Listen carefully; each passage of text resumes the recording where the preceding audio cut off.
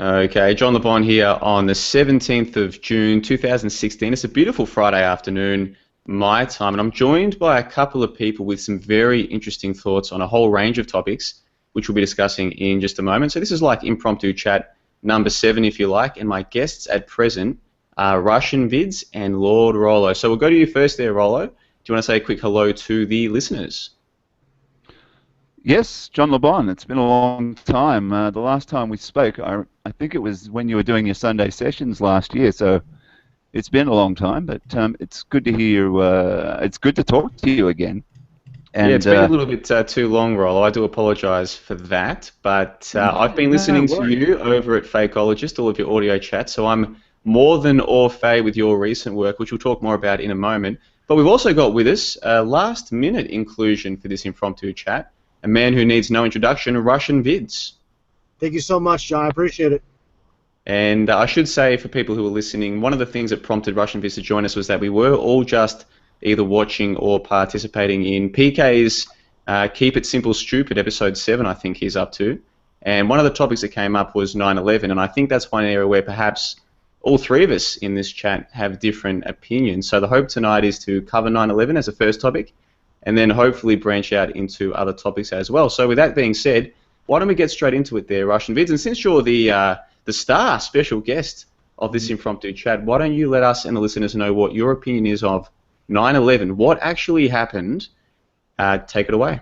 Yeah, just basically nothing more than a movie, on TV, planned out well in advance. This was, if you take a look back in time with all the predictive programming, I mean, going back decades, not just a few years. So this was, a ritual, of course, taking place on 9/11 because basically the Bible in Revelation 9/11, that is the only place in the Bible where the Antichrist is named. So 9/11 is very, very a special date for the Satanists. People might not believe in God, not believe in the devil, but these people certainly do. But getting on topic as far as what transpired, again, nothing more than a movie. As far as how many people died in those supposed towers. First of all, I want to say no commercial planes hit those towers. There's no way. People. This is a topic everybody should know by now if you really researched it. But one thing I need to mention is, you have that one hole in the tower, that we see. Was that just CGI? Was that a real hole in the tower? That's the question.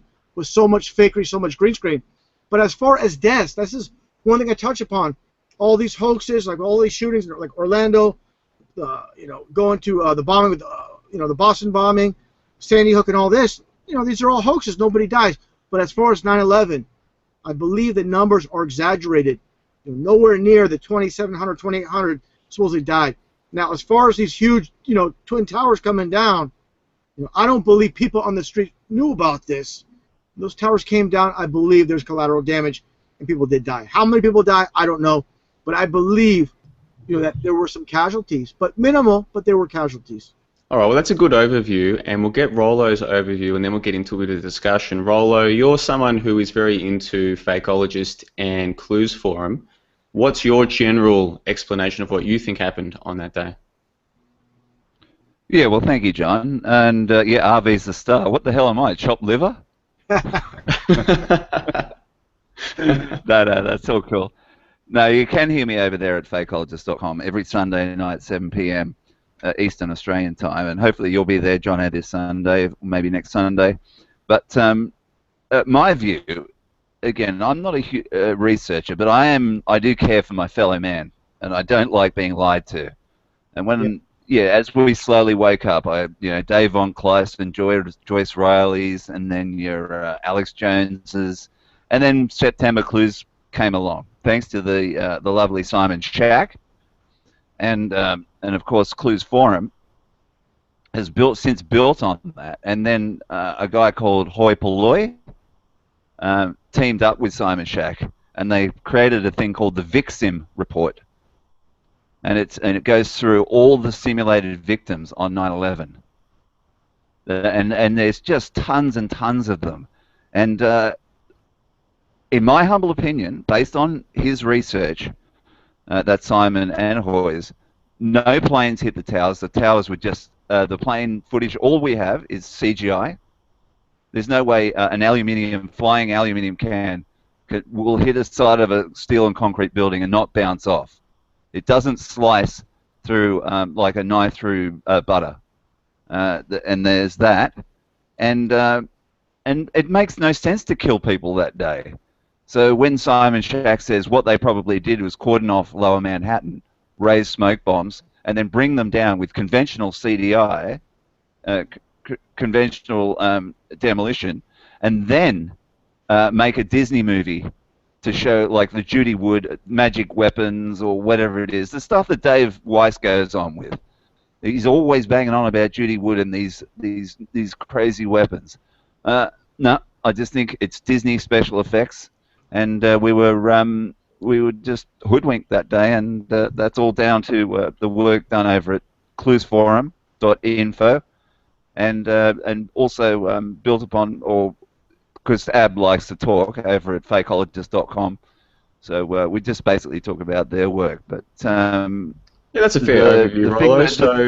So what I'll do is sure. let's look at where we all agree, because I think a lot of people in this field of inquiry, they focus more on their differences than on what they actually agree on. So let's work out what the three of us all agree on. We all agree the official story is nonsense. We all agree that the footage showing a plane smashing into a building is nonsense. We all agree that Osama bin Laden wasn't responsible for whatever happened that day. So those things we're all on the same page on. Now, we all know that buildings did come down that day, whether it was 2 or 3 or 7. We all agree those two big ones, WTC 1 and 2, both came down that day as well. So far, we're all in agreement. Where there seems to be some disagreement is that Russianvids is suggesting that maybe there was other types of planes that went into the building, we don't know, and that maybe people died that day. Rollo, you are saying that you know that many of the victims were faked. The Big Sim report obviously spells that out in good detail. A lot of the people that were told died didn't die, probably didn't even exist prior to the day. Do you, Rollo, think anyone did die on 9/11 at that particular event? Well, I'm talking about people in the towers, and but when you kill people, then you've got family members that miss them. And then family members will start looking into 9/11. They will start questioning 9/11 because that's the problem. That's why with all these shooting hoaxes, well, we're talking about Orlando today on Let's Kiss, that just causes all sorts of problems when you end up killing real people. That's why people like Alex Jones and these fearmongers with false flags, that's all they'll say is false flags, and real people died. Once you start killing real people, then you have family and then extended family and all sorts of problems. So I think it's much simpler just to fake it, Exactly. and do it that way, and then it just saves the hassle. But then they still get the same result because we saw it on television. It must be real. Yeah. Yeah, exactly. So I want to jump in here real quick. And that's a very important thing to mention is perception. You know, it's the same thing. If people believe these people died, that's all they want. They want you to believe it. Millions upon millions of people believe 9/11, or all these people died. Like I said, I do believe the numbers are exaggerated. I can't say that 0 people died with collateral damage with the buildings coming down in a highly populated area.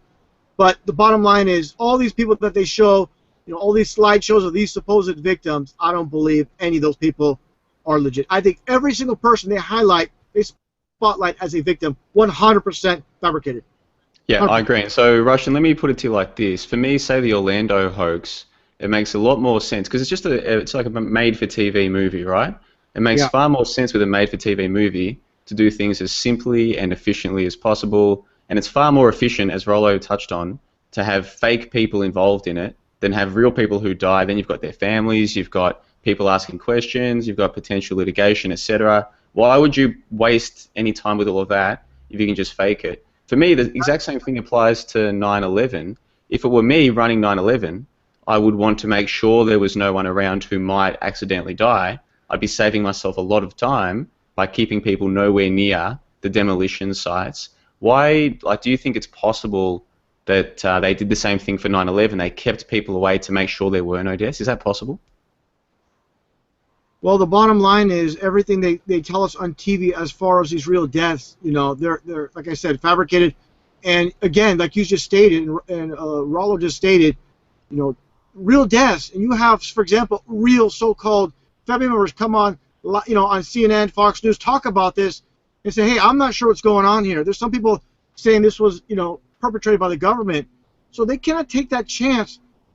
So all their victims, all the supposed victims and everybody involved on TV are actors, and they know what they're going to say before they say it. Now, one thing I found pretty interesting is I did see a few interviews, with people that supposedly worked in the towers, claiming, losing, co-workers or whatnot, and I seen real tears. But that could be fake too. But these people were never on TV, never on CNN. So again, we're just trying to figure things out here. And again, I don't really buy the stories of with anybody that they highlighted on CNN or the list of people that supposedly died really died. There's so many slideshows of these people where they did these photoshops and so much fakery. And the supposed victim, I don't recall his name right now. It's this older man, and he's going around. He went around many times giving speeches about supposedly losing his son. If you guys can remember his name. Oh yeah. I forgot his name. Older guy. And yeah. The same exact. He could cry on cue. Yeah. Even when he was in Italy, and they were what were they? They were. Then they had to have a translator, and he could still just go. Yeah, he was same exact horrible moment. Actor. I don't remember his name. It's been years. It's been years since I've seen him. Do his thing. Bob McElwain, his name was. Yes, Russian? That's him. Bob McElwain, that's him. And and another thing is Richard Gage, very transparent with A&E, and he only focuses on Building 7. Never talks about the towers. They want to focus on Building 7. Doesn't talk about the Pentagon. And these false debates. I forgot the guy's name. I think his name is Cole. He's one of the more famous 9/11 debunkers, having this supposed debate, this pantomime in front of, I believe it was the White House, and they're arguing about 9/11 and this and that, and they're on the same payroll, and A&E and all these architects, they're on, like I said, it wasn't. You see them show up on Fox News, and right after that, they're part of it. They're part of it. It's that simple. Once they show their faces on TV, they're done. Yeah. As far as being legit, they're done. They're part of it. It seems like there's a few. No, sorry, I was just going to say, it seems like there's a few areas, just focusing on 9/11 for a moment, where we all agree, and the most important thing is no planes. Now, what interests me is how many people who call themselves truthers or who have their own channels or live shows, they talk about these events, but they don't really talk about the fact that there were no planes on 9/11 very much. I'll go to you first, Russianvids, and then Rollo. Do you have any idea as to why it is that not as many people speak about Clues Forum or Simon Shack's September Clues? Do you ever wonder why it is that these sorts of avenues for information don't get more coverage, Russianvids? Yeah, because initially with Alex Jones, basically having a stranglehold on the so-called truth movement, talking about the planes and they were supposedly Mossad remote control planes or whatnot, and that was the narrative that they used planes, but and to say there was no planes used at the very beginning, when you're first awake, it's gonna sound completely ridiculous. But even when I first saw Simon Shack's Clues videos, and I saw the first initial footage of the plane, he shows it going in reverse, and when he pans out and you see the plane, basically going in reverse, and you have the whole pan of the whole skyline, and there's no plane, then you go back in, and all of a sudden the plane shows up. Right there tells me, definitely something going on. Of course, the supposed footage of the nose penetrating, the nose of the airliner penetrating and going all the way through, it's just complete fakery. The only thing is, I question, again, I said this in videos, is I question where you see, it looks like marks on the towers and stuff, you see an entrance hole. Unless it's fake, they could have used, one type of drone or some type of flying vehicle. But I even question that. I'm not quite sure, but all I know is it was a production. So no commercial planes, no Mohammed Atta. It's all BS fabricated, and that's where it stands. That's pretty much where we're at. The only question is if people died or not. That's the touchy subject. And how much green screen do they actually use on 9/11? Because we know everybody on the street that they interviewed were part of it, part of the. They're not just going to pluck someone out of the street and start, shoving a mic in their face and on live TV, and they might say something that is going to contradict the official story. So from what I've seen, they're all, again, crisis actors, all, of course, Harley guy, they ream, I saw the plane ream through the building, and of course, because of, of jet fuel, that's why the towers came down, all this stuff, all, of course, scripted and planned out. And that could have been actually green screen as well when they're actually in the studio. It looked like green screen to me with the Harley guy with Rick Lebenthal on this supposedly on the streets. Didn't look real. Well, just getting back to this idea of a lot of people out there have channels that are starting to get more popular and attract hundreds, sometimes thousands of views to topics like Orlando, and yet they never talk about No Plans on 9/11 or Simon Shack's September Clues. We'll go to you there, Rollo. You and I had a lot to do with a character who, just like our friend Alex Jones, seems to attract a lot of people to his truther work, but who never spoke about No Plans on 9/11. Of course, I'm talking about Jeffrey, who I'm sure Russianvids can remember as well. And you actually put Jeffrey on the spot, Rollo, about 12 months ago on an episode of Sunday Sessions and said, Jeffrey, have you ever seen September Clues? And he said that he hadn't even seen it. Now, Rollo, you tell me. No, what he said is he didn't need to. He didn't need to see it. Yeah. Didn't need to see it. So this great truther with all of these truths to tell people didn't even need to see a video, which helped many people, including yourself and myself, Rollo, realize that there were no plans on 9/11. Do you think there might be an intentional aspect to some of these people just not talking about these kinds of things, Rollo? Well, it's I don't want taboo. to get too much into the personalities of it, but let's hold on, Rush. Let's talk. Jeff C. He had Red Pill Revolution. That's what split those two up, because he just immediately said, "What? No planes? No planes? Of course there were planes." And then Red Pill just went, "Oh, look, I've had enough of you." And that's, I think, what. And he ostracized. He managed to ostracize so many people. Like him and PK were getting on really well on that. Whatever the We'll Do It Live. But he's such a narcissist. He's such a fucking tool of a. It's just he's so immature, in my opinion. That I'm right. This is, and if you disagree with me, God help you. And anyway, that's just personality stuff. I just want to get back to just 9/11 for a sec, because from what Russian said, I've written a few notes here. The very first person I remember saying no planes was an Australian musician. He was a lovely man. He's dead now, apparently, called Gerard Holmgren, and he had a site called 9/11 something spy or something, and he wrote lots of articles and was the very first guy, and he seemed like a really cool guy to me, and really out to try and tell the truth. And it was the very first time I ever heard no planes. And then, of course, when Simon Shack made that video, I mean, there's two shots. There's the shot that Russianvids was talking about then, is the 11 shot, Fox 11, where it zooms, it does a zoom, and then another quick zoom, and bang, you see the plane go in, and then you see the nose come out the other side, and it hits the mask. And so that was unintentional, intentional, maybe, to use a baseball vernacular.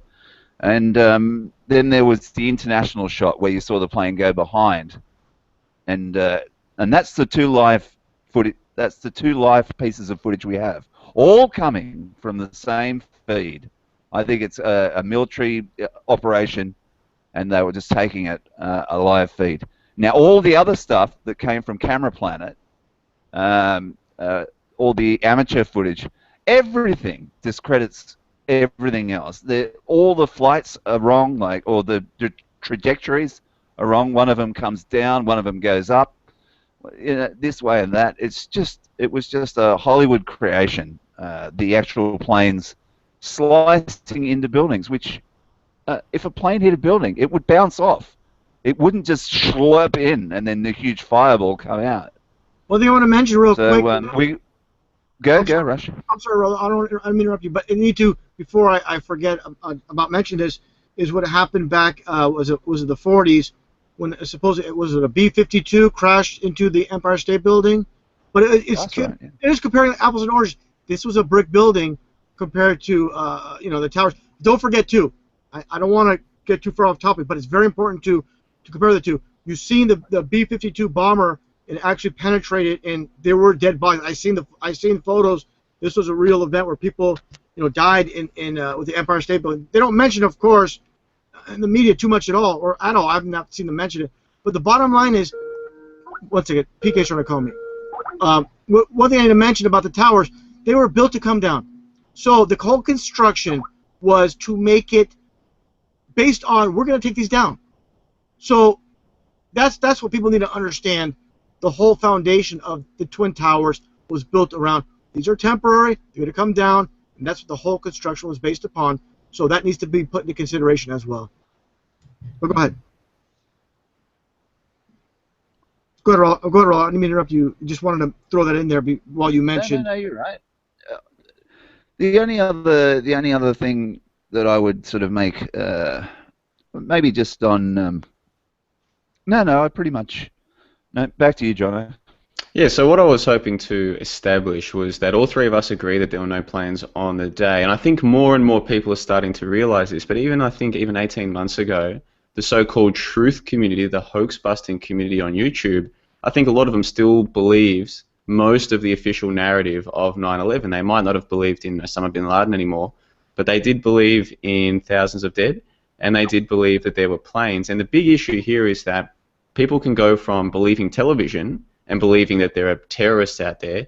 If they then get sucked into the idea of, oh, it wasn't the terrorists, it was the government, they haven't really changed their mindset at all. It's just that the bad guy has gone from Muslims abroad to their own government. But if they still believe that thousands of people could be killed, and if they still believe things like those events involve planes going into buildings, then they're still under the fear-based mind control. And so I would think that any real truth seekers or truth tellers would focus on these aspects of it, that, hey, at these events, nobody dies, nobody gets hurt, there's no evidence that people died. This is very significant. What you're watching on television is a made-for-TV movie, and Orlando isn't the first one, Boston bombings wasn't the first one, even 9/11, despite the fact that it's one of the biggest ones, even that isn't the first one. They've been doing this for a long time, and it staggers me how many people can sit around in a Google Hangout for 2 or 3 hours and talk about the latest shooting hoax, but not point out to any new viewers who might be tuning in for the first time, hey, by the way, these made-for-TV events go back a lot further than you think. And Russianvids, I'll throw this one to you. Do you think there could be a reason why some of these truth tellers don't talk about the made-for-TV events that go back a long, long way? Yeah, because they're stuck in the matrix. They believe it's just recent. They don't realize, like I mentioned, JFK, prime example. He was part of very clever deception, making people believe that Lee Harvey Oswald, was involved, or was it this? It's like this, like the OJ case. Did OJ do it or not when it was a hoax? Who killed JFK? It was a hoax. People need to understand that what supposedly took place on the streets of Dallas near the 33rd parallel, Kennedy being 33, all this occultic stuff revolving around that, it was nothing but a hoax. And understand, if JFK was legit, he would not mention about going to supposedly, to the moon. They would have cut him off from the very start when he went off course. So this is how clever and tricky they are, making us believe there are heroes in this matrix. There's nothing new under the sun. They've been doing this forever. Way before any of us alive today were around, they've been doing this. This theatrics, this theater. Well, Russian, I would love to get your views on JFK, because that's another big topic at Clues Forum and Fakeologists. But just before we get to JFK, on the 9/11 one, I've got a theory. A theory about one of the reasons why not as many people know about no planes or September clues as they should, and that is because the few people who do talk about no planes, a lot of them straight away take the topic to Judy Wood, and they start talking about these magical space beams that can disintegrate buildings. So, Russianvids, I don't actually know your opinion on this topic. Can you tell us and the listeners what your view is on Judy Wood? Yes, I'm glad you asked. And I like David Weiss, but we really disagree on this. First off, if you believe in these, these beams, the supposed, this theory with Judy Wood, where are these supposed beams coming from? It just doesn't add up. Nothing makes sense. Judy Wood was promoted, by Jesse Ventura. Of course, he's part of the rigged reality on Alex Jones' show. They're just trying to throw confusion there. It's another piece of the puzzle of confusion leading people off the truth. So they're trying to segment the so-called truth community. Some believe in nuclear. Some believe in a direct energy. Some believe in this. You know, they want, again, it's about dividing within a divide. So you have people that believe the official story, then you have the truth community. Now the truth community is segmented thanks to these shills. You know, you simply look at the damn towers, you look at this footage that I have on my channel, and you see the damn explosives. It's very simple. Nothing magical about it. They use explosives. It was, and I said this before, the reason they had the explosives go off the top, people say all the time, well, when they do a controlled demolition, it's always from the bottom. Yes, but it's simply explained that these towers are 110 stories apiece. So if you take them down from the bottom, and if something went wrong, you know, these are huge towers, something went wrong, there'll be collateral damage to these, you know, other bank buildings and whatnot. So it was basically from top to bottom demolition. Building 7 was a conventional demolition. It was only 47 stories. You don't need to do the top to bottom demolition. But the towers you had to, because for, like I said, collateral damage with surrounding buildings, highly populated area. So again, it's all about confusion and the infighting. They want the truth movement to be infighting. You know, the strength in numbers. They want it. That's the exact reason they have Judy Wood and all. You know, and I hate to say it, Dimitri. You know, with his nuclear theory, I'm not buying it. It's just conventional demolition. Well, you made a couple good points there. So like you said. I'm sorry. Let me correct myself. Not conventional with the towers. Conventional building 7 and non-conventional demolition with the towers. But I'm sorry. Just want to make sure. No, you're right. So just a couple points there you made that I thought were good points. So people like Judy Wood is promoted by characters like Jesse Ventura. That right there should raise some red flags about how she's getting that kind of publicity. And the reality is that today in the so-called truth community, there are other people who are also promoting Judy Wood's work. Now, I'm sure some of these people truly believe that Judy Wood's explanation is a logical or rational one. But at the same time, we've got so-called truth tellers buying into the notion that the government has this technology that they're keeping a secret from everybody that can bring buildings down through the air, almost like a Tesla coil, if you like. And they admit, many of them admit, they've got zero evidence for this belief. It's just a belief that they hold on to. And then when you ask them, do you have any evidence at all for this? They say, well, in Judy Wood's book, she's got lots of pictures of cars that look like they're toasted. Now, Rollo, you spent a lot of time at Clues Forum. They dismiss Judy Wood on the basis that all she has is photo evidence, which can easily be doctored. Do you want to elaborate on that? Yeah. Not at Clues Forum so much as just chatting with Ab, and over at Fakeologist more than Clues Forum. But I do read a fair amount of what's written. But David Weiss is this character. I don't want to get too personal about this, but I was throwing it in the chat there. He knows someone who knows someone who knows someone who died on 9/11, and he says things like that, and then he's a flat earther. So he goes on Bob and Jaron's show, the Globe Busters, and then they go and talk 9/11, and then they talk all this stuff about magical weapons and these sort of things that just infuriates me, because I've come to the opinion that the towers were brought down conventionally, and they were the explosions that we saw were just Disney magic. Disney magic is what you can do on television. Top-down collapses or whatever it is, and I just find him infuriating. And David Weiss, yeah, I find him infuriating on 9/11. I know somebody who knows somebody who knows somebody. Yeah, I talked to David. I find that. I'm sorry, Rollo. If he's listening right now, I apologize, but I told him, I'm not buying those photos of his supposed friend. They look fake. They look phony. I like David, but if you guys have a beef, you don't like David, that's one thing. But but it's got nothing to do. It's got nothing to do with him being Jewish. I mean, that guy Paul Stall Service or whatever it is. Yeah. He's just made a retard of himself with that that fight they had with that 2-hour hangout they did together. It was just ugly to watch. I'd like to stick to basically Simon Shack. Look, I trust the guy. I trust September Clues. September Clues pretty much it says all you need to say. It doesn't go into collapses at all on that video, and even it says the beginning, dedicated to the people who died that day, which he has since changed his mind upon, and he hasn't. I don't think he needs to update the movie, but maybe that caption could be taken off the front, because I don't think anyone were in the towers that day. I think the towers were empty. I mean, like I said before, I'm repeating myself. Okay. When you kill people, you've got family members that miss them, and then they get pissed off, and no one wants. Because love in this world, when you love your people that die, and die in nefarious ways by the government, maybe, or government, or certain. Like, I just want to congratulate you, RV, before I forget. You're the first one I saw the videos on Orlando with that fat guy with the fedora on. Yeah. That does the look over and that. I thought that was excellent, because the way you sort of. That's the same guy as that idiot at Boston. The way you sort of link those two. Yeah.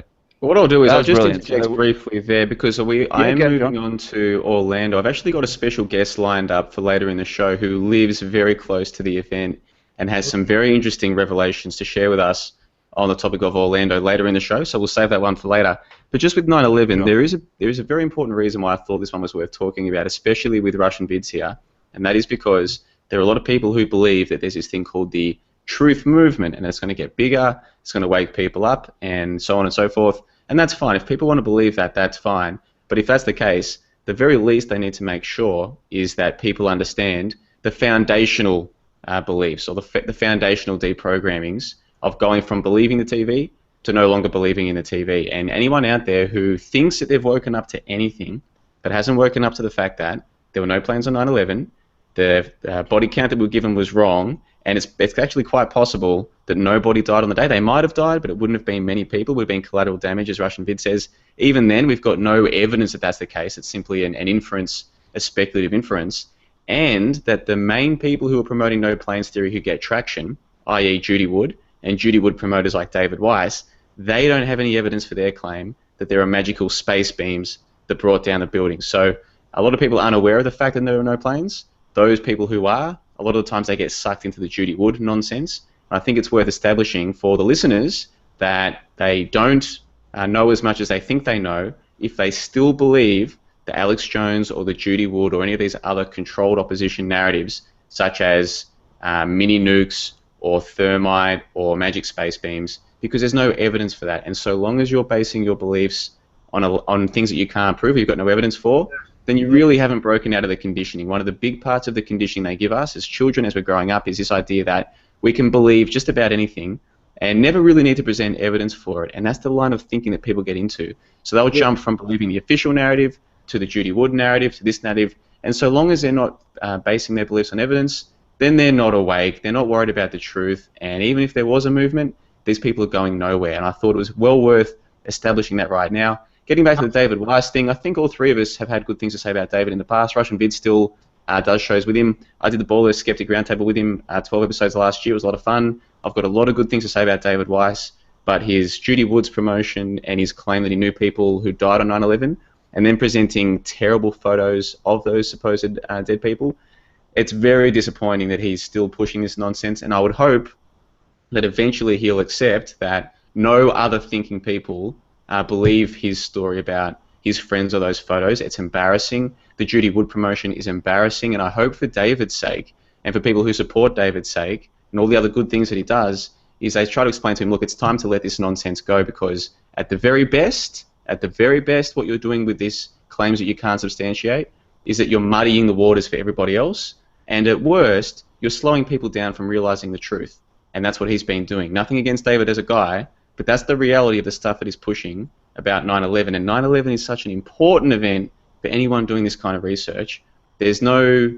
people like myself can't just sit there and pretend that nonsense isn't being peddled. It is being peddled, and it's very disappointing. But Russianvids, I'm glad to see that you are onto the no planes thing, and I think it's fair to say that even people like Jeffrey, in the 18 months since the TransAsia debacle, he's had to really change his tune about things like no planes. He tries not to go near it. Once upon a time, he pulled up Red Pill Revolution about it, but now Jeffrey doesn't go near no planes, and I think that's because more and more people are starting to realise there were no planes on 9/11, and as that becomes more and more widespread, the people who are trying to hold that awareness back, they're going to get themselves exposed. Now, while we've still got you there, Russianvids, this JFK topic one, this is a fascinating one because it took me a long time to get my head around this.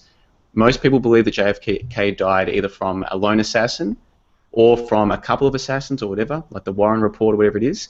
Then there's a large group of people who don't believe the Warren Report, or they don't believe the official story, but they still believe that JFK died that day.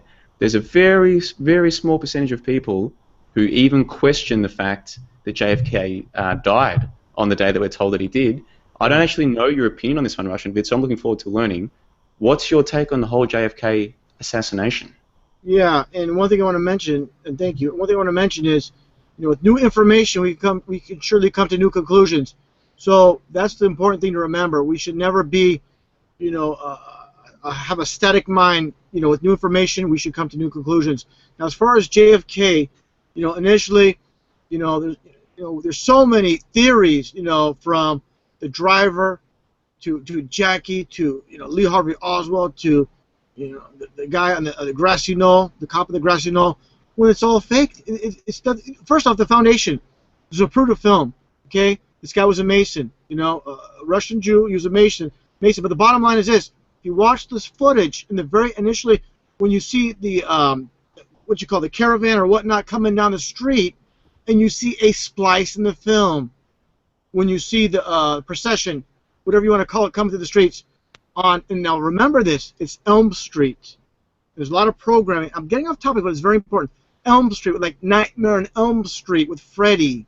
You have, an elm is, these people, they're all about the occult, and the elm is all about tree worship and druids, and just look at the street formation of Elm and the other two streets, and it looks like a trident from the top view, and the Atari logo, like Atari 2600, that logo is the exact replica of the streets in Dallas. If you take a close look, side by side, they're identical. But the bottom line is getting back to the actual footage from Zapruder, and you see the supposed, the caravan going through the streets, and you see that splice, and then you see JFK and everybody in the limo disappear. They disappear behind this sign, and then you see all of a sudden you see JFK holding his supposedly JFK holding his throat. Bottom line is, it's not a coincidence they used you have a president, they're using a convertible limo to set this all up. I mean, why would they use a convertible limo in the first place if you're worried about security? You have all these CIA around, supposedly, and they're worried about him. Well, wouldn't they just have a regular type of a limo, a protection? It makes absolutely no sense. But the bottom line is what happened with JFK was nothing more than fakery. And I believe, as crazy it might sound, and if someone's new to this, they're going to think I'm off my rocker, but he split the time as Jimmy Carter. If you take a look at Jimmy Carter and JFK, I have images on a video where you can see the part of Jimmy Carter and his hair. At one point, the parts change, and he was questioned about it during a press conference. And I don't remember exactly Jimmy Carter's verbatim response, but basically he made a joke out of it. And you look at other celebrities, like say Tom Cruise or Brad Pitt. And you look at all the images on Google Images. They have the same hairline. They're actors, and they always have the same hairline. But you see Jimmy Carter's over the years, they flipped. Not his hairline, but the part in his hair, it's flipped. I believe these are actors, so they're splitting the role, and they both have almost the same type of Southern accent. And of course, with JFK supposedly being from the New England area, and he has more of a Southern type accent. Bottom line is this world is nothing what it seems, and I believe they split the role. At some point, I believe it was more towards the late 70s that JFK jumped on board and playing the role. And if you look at my video, it's called the Carter-Kennedy Connection. You're going to look at the side-by-side photos, and you're going to see the two photos of Jimmy Carter. They don't match. You have one photo of Carter with the ears. They're off from the other one. One has a mole on his near his eye. The other one doesn't. The hair part is different. One face is more like I don't know how to say it, more round. The other one is more oblong. They're not the same person, I believe.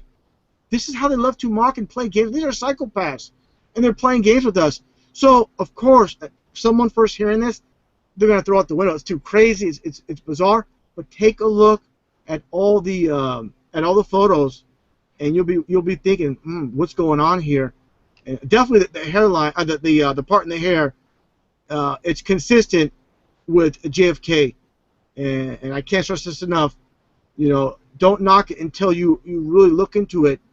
And again, this is how far the deception goes. And a psychopath. Well, there's a couple of points there, RV. The first one is that the official story of the day that he died, you don't accept that. And then the second part is you also believe that whoever played the role of JFK also played the role of Jimmy Carter. So they're related, but they're two separate things. I'll throw to Rollo there to get his take on JFK, and then we'll get back to discussing one thing very important. I'm sorry, before you go to Rollo, I want to say one thing. Yeah, Jimmy Carter there was a Jimmy Carter, of course. This wasn't a fabricated person. It's not like JFK became Jimmy Carter. There was a Jimmy Carter, the governor of Georgia and all this, but they split the role. There's a point where there's a change where you see this person that doesn't resembles Jimmy Carter, but not exactly. And they did this kind of switchery thing. So I'm not saying Jimmy Carter was a fabricated. They just went from JFK to Jimmy Carter. No, they're two separate people, but they played each other. It's kind of complex.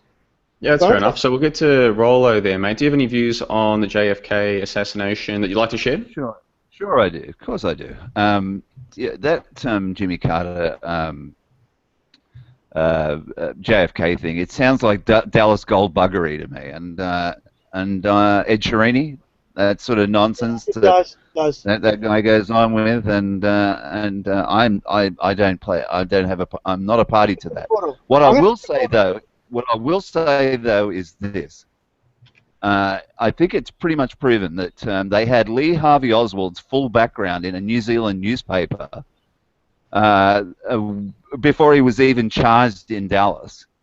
So it's a cover story, just like when you and Sam went online and were speaking about Orlando on late Sunday night. How did they have all this information so quickly if a cover story wasn't being sent out for this Orlando shooting? It's like a cover story. This hoax. I mean, the JFK thing. When you look at the parade, everybody's standing 10 deep right until they get into Dealey Plaza. Where did everybody go in Dealey Plaza? And hold on, Abraham Zapruder's there filming JFK being shot. And there's gunshots going all over the place. Why is Abraham Zapruder not ducking for cover? Yeah. I mean, what the fuck? What the fuck? It's just, it's ridiculous. He was Mr. Nice Guy. We will go to the moon and bring it in this decade and all of this shit. And he was just Mr. Nice Guy, set up to be taken down. And of course, it fucked with the American psyche. It really, but he wasn't a good guy. He wasn't this. He was a Camelot guy. He was just. It was just all part of the theater of the mind. And of course, if you mention grassy knoll or keywords like that, or book depository, that will immediately elicit the word conspiracy theorist, which is where the if you even question 9/11 now, you're a conspiracy theorist, because that was all coined back in November 22nd, 1963, and it was just a program that they went, oh yeah, that worked. Let's do it again and again. And that sign, by the way, in the Zapruder footage, is like huge. Have a look at it. It doesn't make any sense, that sign being so big. Covering up what? What's it covering up? The guy with the umbrella, and then he comes out with the throat grab, and then oh yeah, all sorts of fun and games, shits and giggles with that thing. But anyway, All right, so if I can just back recap to you, your Jono. thoughts there, Rollo. Hold on a second. Am I on mute still? Give me a second. Yeah, I just No, sent a no, photo. you, I don't know if you guys. I sent a photo of the comparison. So a picture says 1,000 words. And me talking about this, of course, it sounds completely insane. But just take a look at this comparison. And of course, these Dallas Go bugs, all that is crap for the most part. But there are cases where I believe like Alex Jones or Bill Hicks are one and the same. But take a look at that photo that I sent you on the sidebar there, John. Yeah. If you could share that photo screenshot and compare the two Jimmy Carters, and let's just analyze that photo. Do you have that? Yeah, I've got it up on the screen Yeah, I now. see it. So what? And the audience can see it as well. I'm double checking on a separate screen. So you're arguing here, Russianvids, that because the side of his head where he parts his hair has changed, that's suspicious. Yeah. Well, here's the thing: is if you look at all the previous photos, going way back, and to now, all the older photos of Jimmy Carter now, he has a consistent part where he parts his hair in one way. But back then, it was flipping and flopping. It was changing constantly. And again, I got to look at the article. I cover so much stuff, but there's an article when he was questioned about why did you all of a sudden change your part in your hair. You have a natural part. Everybody has their natural part in your hair, middle or one of the sides. And JFK had an interesting, he had his side going to the right. And later on, that's what happened. It flipped over. So if you can share that photo, and we can just take a look at that. There's a mole, like I said, underneath the eye. And look at the ears. The ears are different as well with the two JFK side by side. And believe me, trust me, it's going into deep territory here. But again, it's something, because I don't really touch upon, besides Alex Jones and Bill Hicks being the same in this, I don't really touch upon this person being that person at all. But just on this case, well, let me give my take on this one, RV. So you believe that what happened on that day was another made-for-TV movie, really, but you also believe that the people who were playing one role play another, JFK and Jimmy Carter. yes. Rollo, you don't believe that what happened on that day was real. It was a made-for-TV movie. So all three of us are in agreement on that part, but you think that this JFK, Jimmy Carter thing is like Dallas Goldbug nonsense. And my take on it is that we live in a crazy world. It wouldn't surprise me one bit if they got somebody to play a role and then to play a different role just to laugh in our faces or something like that. Like, that wouldn't surprise me. However, I don't think that we can say conclusively that this person is that person. And even if in our minds we're sure that one person is another person, I'm not sure that it's really worth mixing in with other things such as, hey, look at the Sabruta film, look when that film was released, look who released it, all the other footage of the day that we have, look how all these people were standing in just the right spot to get the footage. Like, that seems like a good case against the official story. This talking of one person being another person, RV, it seems like even if it were true, it's just not as an effective a way to get people to question what they already know. Yeah. It almost seems like, at best, a bit of a tangential sort of exercise. And at worst, it almost seems like something which could, in the minds of a lot of people, muddy the waters of the whole discussion. Have you ever considered, RV, maybe not focusing on this aspect as much as some of the other things? I'm glad you mentioned that. And of course, bringing this up is going to be controversial. It's going to turn some people off. But again, this is how they operate. Listen, when someone first told you no planes, you thought it was ridiculous. Like, are you crazy? Of course, it's an inside job, but there were planes. So it's going deep down the rabbit hole, and of course it sounds absurd. And there's, again, I can't stress this enough, with Dallas Goldbug and his kind, saying this person's that person, everybody. But in certain cases, it's true with Alex Jones and Bill Hicks, and I believe these two, they swapped them out, just playing a game. They just love to mock it, and throw JFK in there right in front of our faces, just to make fun of us. But if someone doesn't want to touch this, they don't want to go this far, that's fine, because, it's like this. If you're trying to wake someone up that's new to the truth movement, don't go here, because it's going to turn them away, because it's too, in their minds, too absurd. Just like no planes in the beginning, I'm sure with you two, it was absurd as well. So this is really going deep, and again, it potentially could, for someone new to this, it's like this, it's like flat Earth. If you talk to someone that believes elections count, and believe in the left-to-right system, you talk about the flat Earth, they're not gonna go for it. They're gonna laugh at you. So it's a really advanced truth when you get to this point. I would not introduce to someone that's new to truth because it's so absurd. It's going really on a limb for even truthers. So this is something that's taboo subject. But I believe, for the most part, it was Jimmy Carter playing the role. But they did insert JFK just as a form of mockery as well. With the different, again, you look at the hair part, you look at the photo I sent you. I mean, look at the faces, look at the mole, look at the ears. They don't match up. This is supposed to be the same person?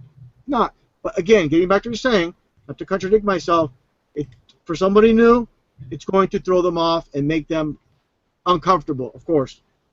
Yeah, that's fair enough. Well, what I'm showing now is a photo from our friend Dallas Goldbug Ed Chiarini, well aware one, and it's a photo of Carter and JFK side by side but facing the opposite way. And I can fully see why someone would say, yeah, that could be the same person, they've got similar eyes, similar nose.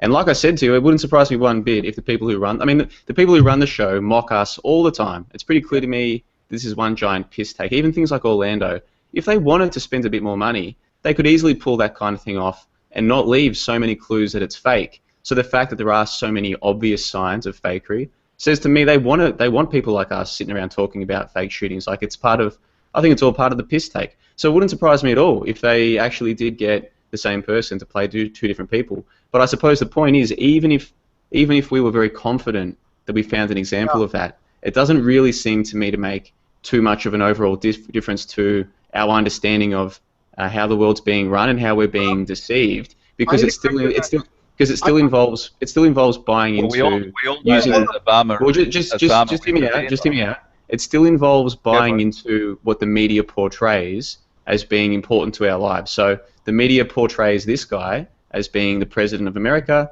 Then they portray this guy as being the president of America. And hey, they've got the same man, the same physical man playing both roles. Okay, big deal.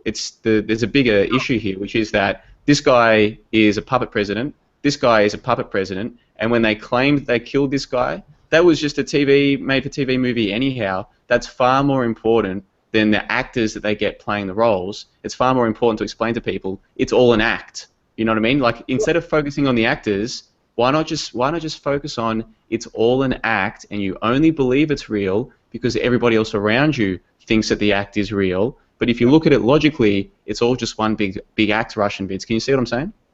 No, I see what you're saying, but I'm going to correct you on this. The whole point is we both, all three of us, agree that it was a hoax, bottom line. So this is proof. If you can say that the photo I sent you, the two side-by-sides of Jimmy Carter, that they're not the same, this is how they love to mock. Not only did we state that he's still alive, and here's your evidence he's still alive, they put it right in front of your face as mockery. That's the point. It's like, you think he's dead, everybody believes he's dead, but guess what? We're going to put him in front of millions and millions of people. This man is supposedly dead. He's right in front of you, and you don't get it. This is how far they go.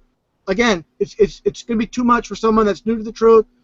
Don't have to agree, but this is how far they go. Russian, is Obama with the beard cut off? Oh no, hell no. That's garbage. That's the garbage. No, like I said, the only two that are the same, I believe, was Bill Hicks being transformed to this character Alex Jones. Alex Jones in that numerology is 33, just a made-up character. I even have a video on it where he goes into this Alex Jones goes into the Bill Hicks mode in that voice. So these are the only two out of all the supposed this person is that person. These are the only two that I'm going for. The other ones, hell no. And what was Alex Jones saying about Orlando? Oh yeah, false flag, and yeah, real people died, and yeah. I mean, Alex Jones he's a disgrace. He's a disgraceful human being. Absolutely. Like I said, people don't get it when it comes to Alex Jones, being Bill Hicks, same friends, in the same city, the same producer with what's his name, Kevin Booth, all the connections. Alex Jones says he's 42. This is throw people off. The height, they say one's 5'10", one's 6'1", but I have comparison photos where they're standing next to Kevin Booth, both of them, and they're the same height. So the rabbit hole is deep. The deception goes deep. Again, this is how they do it. They The thing have. that worries me about you, Russian, is when you were saying on PK's show today on Let's Kiss, Yeah. is your dire warnings about impending doom. I think that's a little bit fear-mongering. No. Why do you do that, my friend? No fear mongering. It's just the truth. Let me explain. I'm biblical, and all these fake events will lead to something real. That's what I believe. So it's not fear mongering, but what I'm getting at is all these events. Sandy Hook, Boston bombing, Brussels, San Bernardino, Paris, are all hoaxes. Let me explain this. People that believe in the Bible, they don't get it even. They'll say, oh yeah, Obama's the Antichrist, and he'll survive a mortal wound. No, he won't. It's going to be a hoax. It says in the Bible, the Antichrist will perform false miracles, lying wonders, and that's a hoax. Have you read it? Have you read the Bible? Yes, it states that in the Bible, Yeah, and that the Antichrist. It's a violent. It's not a nice book, and I think it's a complete work of fiction myself, and I really wouldn't recommend anyone read that book because it's not good for you. I don't think it's just like you go on about the Satanists. I think it's just as bad. Let me ask you this: do you believe in evolution? No, de-evolution maybe. No. Do you believe in evolution? No. You don't believe in evolution. You believe in a creator then? No. So. No, I don't. I'm a non-theist. So what do you believe I'm in? not an atheist. I'm not a theist. Okay, then I'm a non-theist. how do we become to be? How are we here? Well, that's the world's oldest question, isn't it? Huh? It's the world's oldest question. Well, then exactly? But what is your theory? What is your belief? Where's your stance on it? I can only talk about things that are happening here and now, and things that have happened in my lifetime. Hold on, you want to debunk one thing, but you don't want to prove your point of view because you don't want to be put under a microscope. That's not unfair. If you're going to knock one thing, then you're going to have to establish what you believe in. I establish what I believe in. Well, the Bible was written by a bunch of Jesuits that picked and chose. Where's your proof and the that King Jesuits James... wrote the Bible? Where's your proof? Where's your evidence? Well, I'll tell you what, guys. Just let me interrupt for just a moment. I'm glad we got onto the topic of Scripture because I know a lot of popular YouTube truthers do mention Scripture either sometimes or regularly. And this is one I find fascinating. Now, just quickly, while we've got you there, RV, can you tell us, did you get into Scripture before or after you realized that the TV events were fake? Well, first off, I was raised a Christian, but I'm no longer a Christian. I believe in a creator, but the churches are, here's the thing is, I want to explain to Rollo and everybody else that don't get it.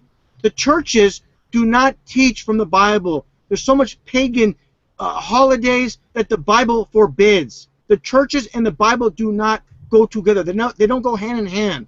It states in the Bible Jesus Christ was born 6 months after John the Baptist. That leaves to September, not December. So you need to understand the Bible and the churches do not mesh. They're not one and the same. It says in the Bible in Jeremiah 10, do not cut the tree from the forest, line it with silver and gold. What do all these Christians do on December 25th? They line their Christmas tree with silver and gold. The Bible says not to. People don't read their Bibles. They don't know this. The churches, you go in there, they have the Christmas trees. Listen, they control both sides. They control the churches. The churches, I made a video about this, how you have Masonic lodges right next to churches. In San Francisco, they have the Grace Cathedral. Right across the street is a Masonic lodge. The Russian church I attended as a child, right next door is this huge Masonic lodge. So they control the churches. But as a form of mockery, it's like if you ever watch Indiana Jones: The Last Crusade, a lot of truth in movies, there's all these golden cups. And you have to pick one cup to survive, to live. And you drink out of the wrong cup and you die. So it's that type of thing. These are psychopaths. It'd be too easy to just lead us all astray. They're going to leave a little bit of truth out there. And they're going to leave a pathway for certain people to figure out. These are psychopaths. These are psychopaths. So you want to talk about evidence. You want to talk about proof. Prove that the Jesuits wrote the Bible. Where's your proof of that? Well, just before we get to that, though, with the Bible passages there, RV, are you familiar with the Bible passage John 8:44? I don't have it offhand, but go ahead and state it. It's an important one because I don't pretend to be a man of the Bible, and I'll explain why in a moment. But John 8:44 is one that I became familiar with not too long ago. And what I find interesting is how many Christians don't seem to be familiar with it. So let me just read out to you the King James Bible passage of 8:44. Yeah. Ye are of your father the devil, and the lusts of your father ye will do. Okay. He was a murderer from the beginning, and abode not in the truth, because there is no truth in him. When he speaketh a lie, he speaketh of his own, for he is a liar, and the father of it. That's passage 8:44 in the King James Bible. I remember Do you know now, who he's referring to there? The Jews. Yeah. I know that. Yeah, I you know, people throw Bible scripture. I'm bad with numbers and scripture, but I know the scriptures, and that he's referring to the Jews, and that's the synagogue of Satan, like it states in the Bible. Yes. So that's the bloodline, and people didn't understand. You know, again, no offense, Lord Rollo. You know, he wants to say something, but he doesn't want to put out his stance or his beliefs. You know, on what he believes. But I do. But you don't I'm want to very put it out. clear. Because you don't want to put out there. You don't believe in evolution, but you don't believe in evolution, but you don't believe in God either. Yeah, but can't I not be? There's two clubs, right? There's two clubs, right? The evolutionists, and then there's the creationists. Yeah, but what do you believe in? I'm a non-theist. Neither. But okay, I get it. I understand it. You said that twice. But where do you believe we came from? Okay, I know there's many people there. I want to hear your theory. Do we come from aliens? Do we come from the ground? No, not of course not. Of course not. No, it's fine. I don't want to answer. Just say you don't want to answer. I like a rich and healthy discussion, which is what we're having now. Yeah, that's fine. But just answer the question. What I prefer is what you are continuing on with your Russianvids channel. Yes. Which is exposing what's happening here and now. Here and now, and what's going on here and now. I could give a flying fuck what happened in ancient Egypt. Egypt or hold on. I wouldn't have mentioned it unless you attack, you know, my beliefs. But you don't want to put your beliefs out there.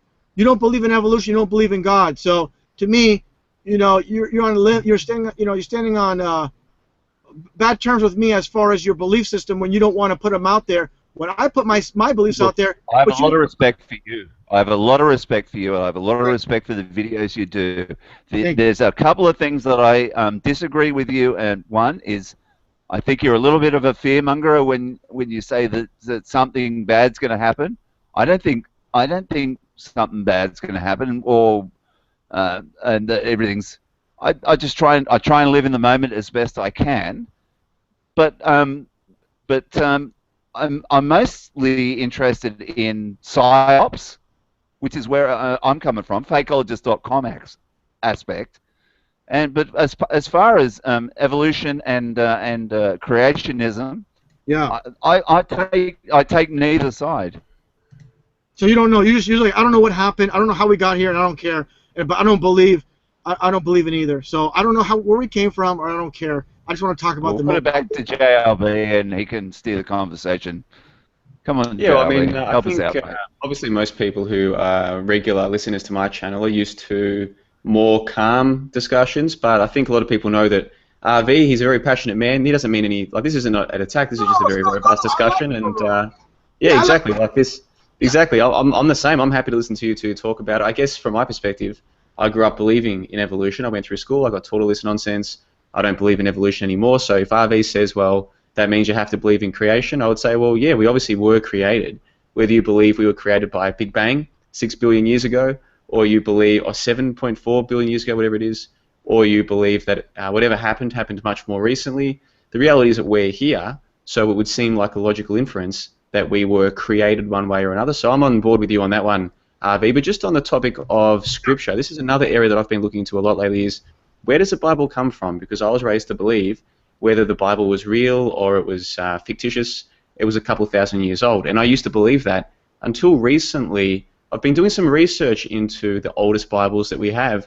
It turns out that they're not a couple thousand years old, RV. Have you ever looked into the history of the Bible and how old it actually is as far as documentation is concerned?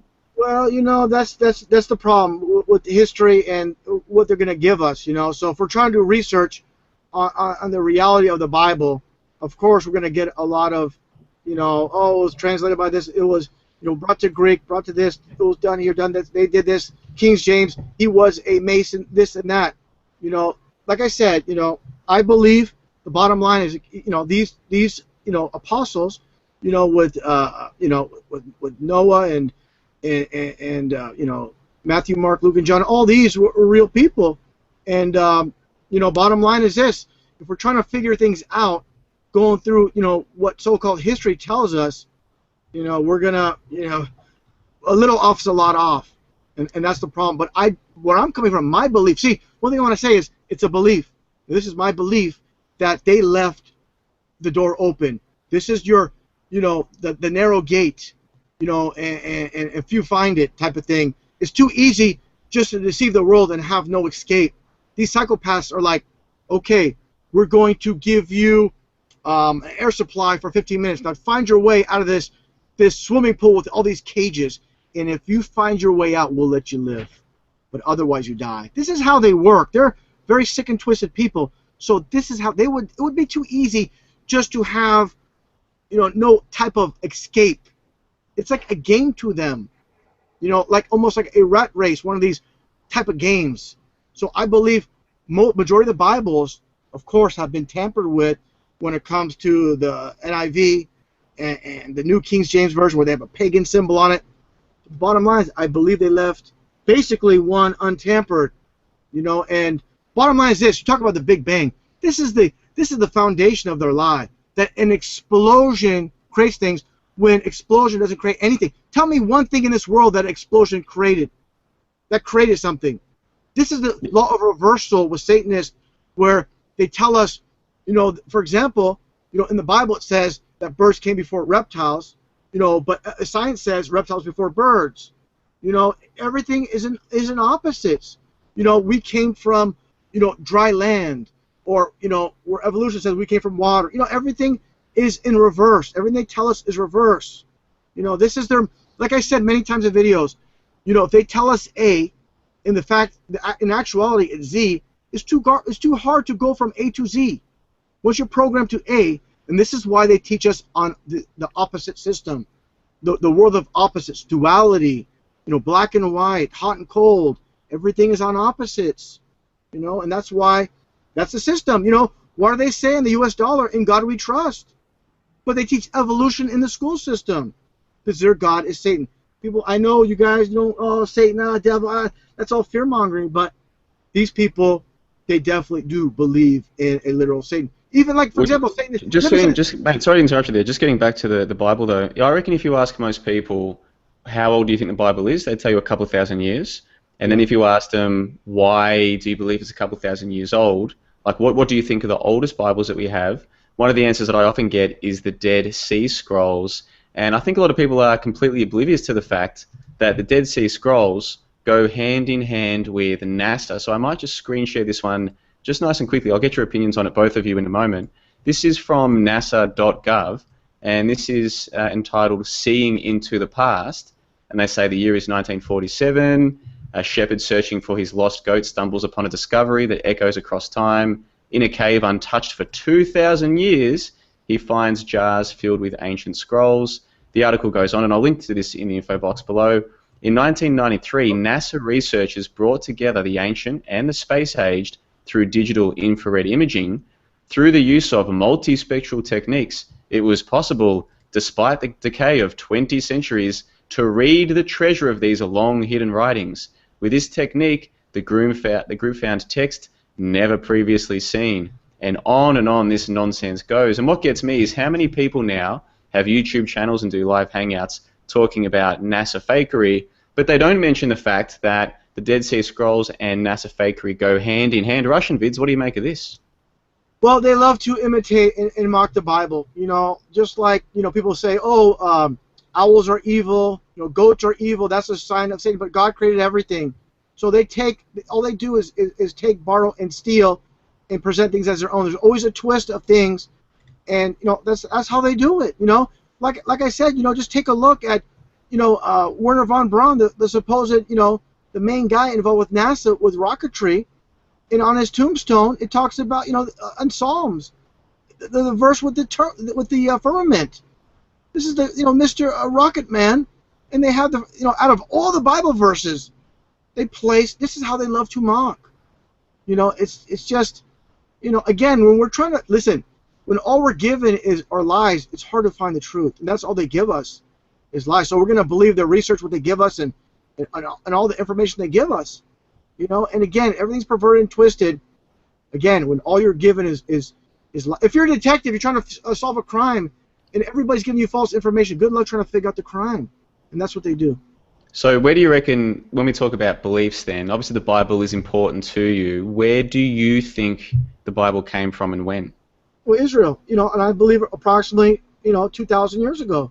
But again, there's going to be a lot of debate about this. There's a lot of debates. It's an open discussion. But the bottom line is this, is to me, the most important fact is there's a creator, and everything that's happening, to me, it's matching the Bible. Some people might say, well, it's because they wrote the Bible and they're just going along with the program. Well, if that's the case, then all this death and destruction is going to come. Then you're not going to believe in that if you believe they wrote it. So everything's happening according to the Bible that they wrote, where they talk about famines and death and towards the end times and all this stuff. But you're not going to believe in that. But you believe they wrote it. So it doesn't add up. Where people, you see where I'm coming from.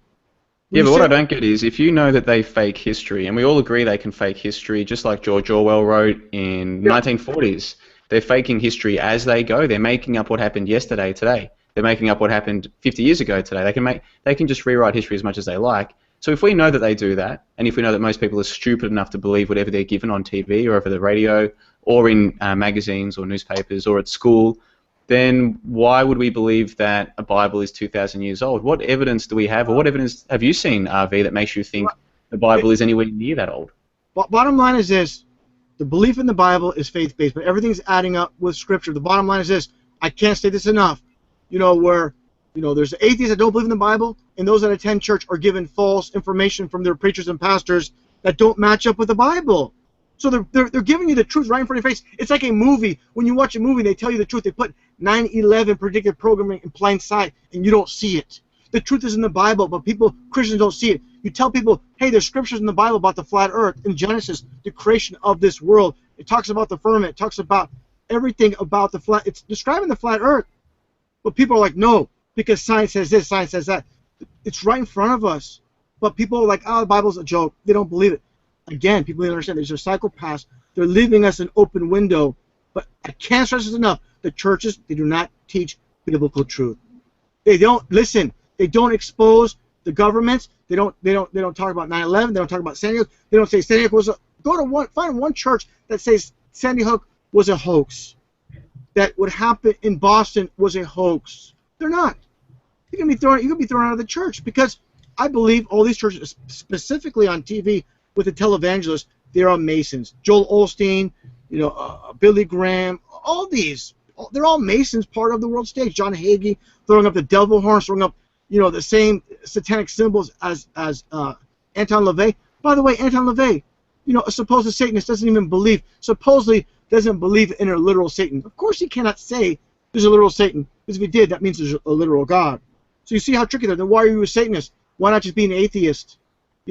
So again, if you look at Susan Atkins, who says, I've talked to Anton LaVey, and he told me in private that he believes in a literal God, but he refuses to worship him. He worships Satan instead, decided to worship Satan instead. So, again, this is my belief. And if you guys think it's all bananas and it's all nonsense, that's fine. You guys Can I pass in? Yeah, go for it. Yeah, go ahead. Yeah. I'm down here in the treehouse here in Newcastle, John Abb, and I've got nature all around me. Yeah. I believe in Mother Nature, not our Father. That's as simple as that. I believe in Mother Nature. The things, yes, nature is red in tooth and claw and all that sort of thing, and I see all the birds around here have pecking orders and whatnot. I'm just not into our Father. I'd rather trust what I see around me when I walk in the forest and things like that. That makes me sound like a bit of I don't know, greenie or whatever. But no, I just think the whole idea of organized religion, and we've seen the disgraces that can happen from that. Here in Australia, we're having a royal commission at the moment, and Jono would know about that, about the abuses of the Catholic Church and what they've done. I just rather people be nice to one another and get along. And you seem like a good guy. Rollo, this is why I think it's so useful to try and look at discrete aspects of any given topic. And so with this Bible talk, the reason why I'm glad to have Russianvids to have this chat is because for me, if the Bible is important to someone because they believe that it is the Word of God, or because they believe that it's good at predicting things, which some parts of the Bible do seem to be amazingly accurate, so you can see why it'd be important to people, it's worth investigating. Well, where did this piece of literature come from? Where did it originally come from? And so most people believe it's a couple thousand years old, which it might be, but what is the supporting evidence for that? Now, we've already looked at the Dead Sea Scrolls, which most people believe are thousands of years old. You just saw the story. Supposedly some dude found these scrolls just laying there that had been there for a couple thousand years, and supposedly NASA are the ones getting the information from the scrolls. That should raise a couple of big red flags. Well, what's the official story about the other oldest aspects of the Bible?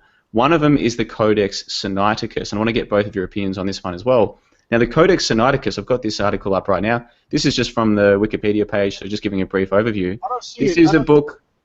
Well, the audience definitely can, Russianvids. I'm sorry about this. If you open up our show right now in a different window, you'll see it there because it's definitely coming up. Let me refresh it. Maybe I need to refresh it.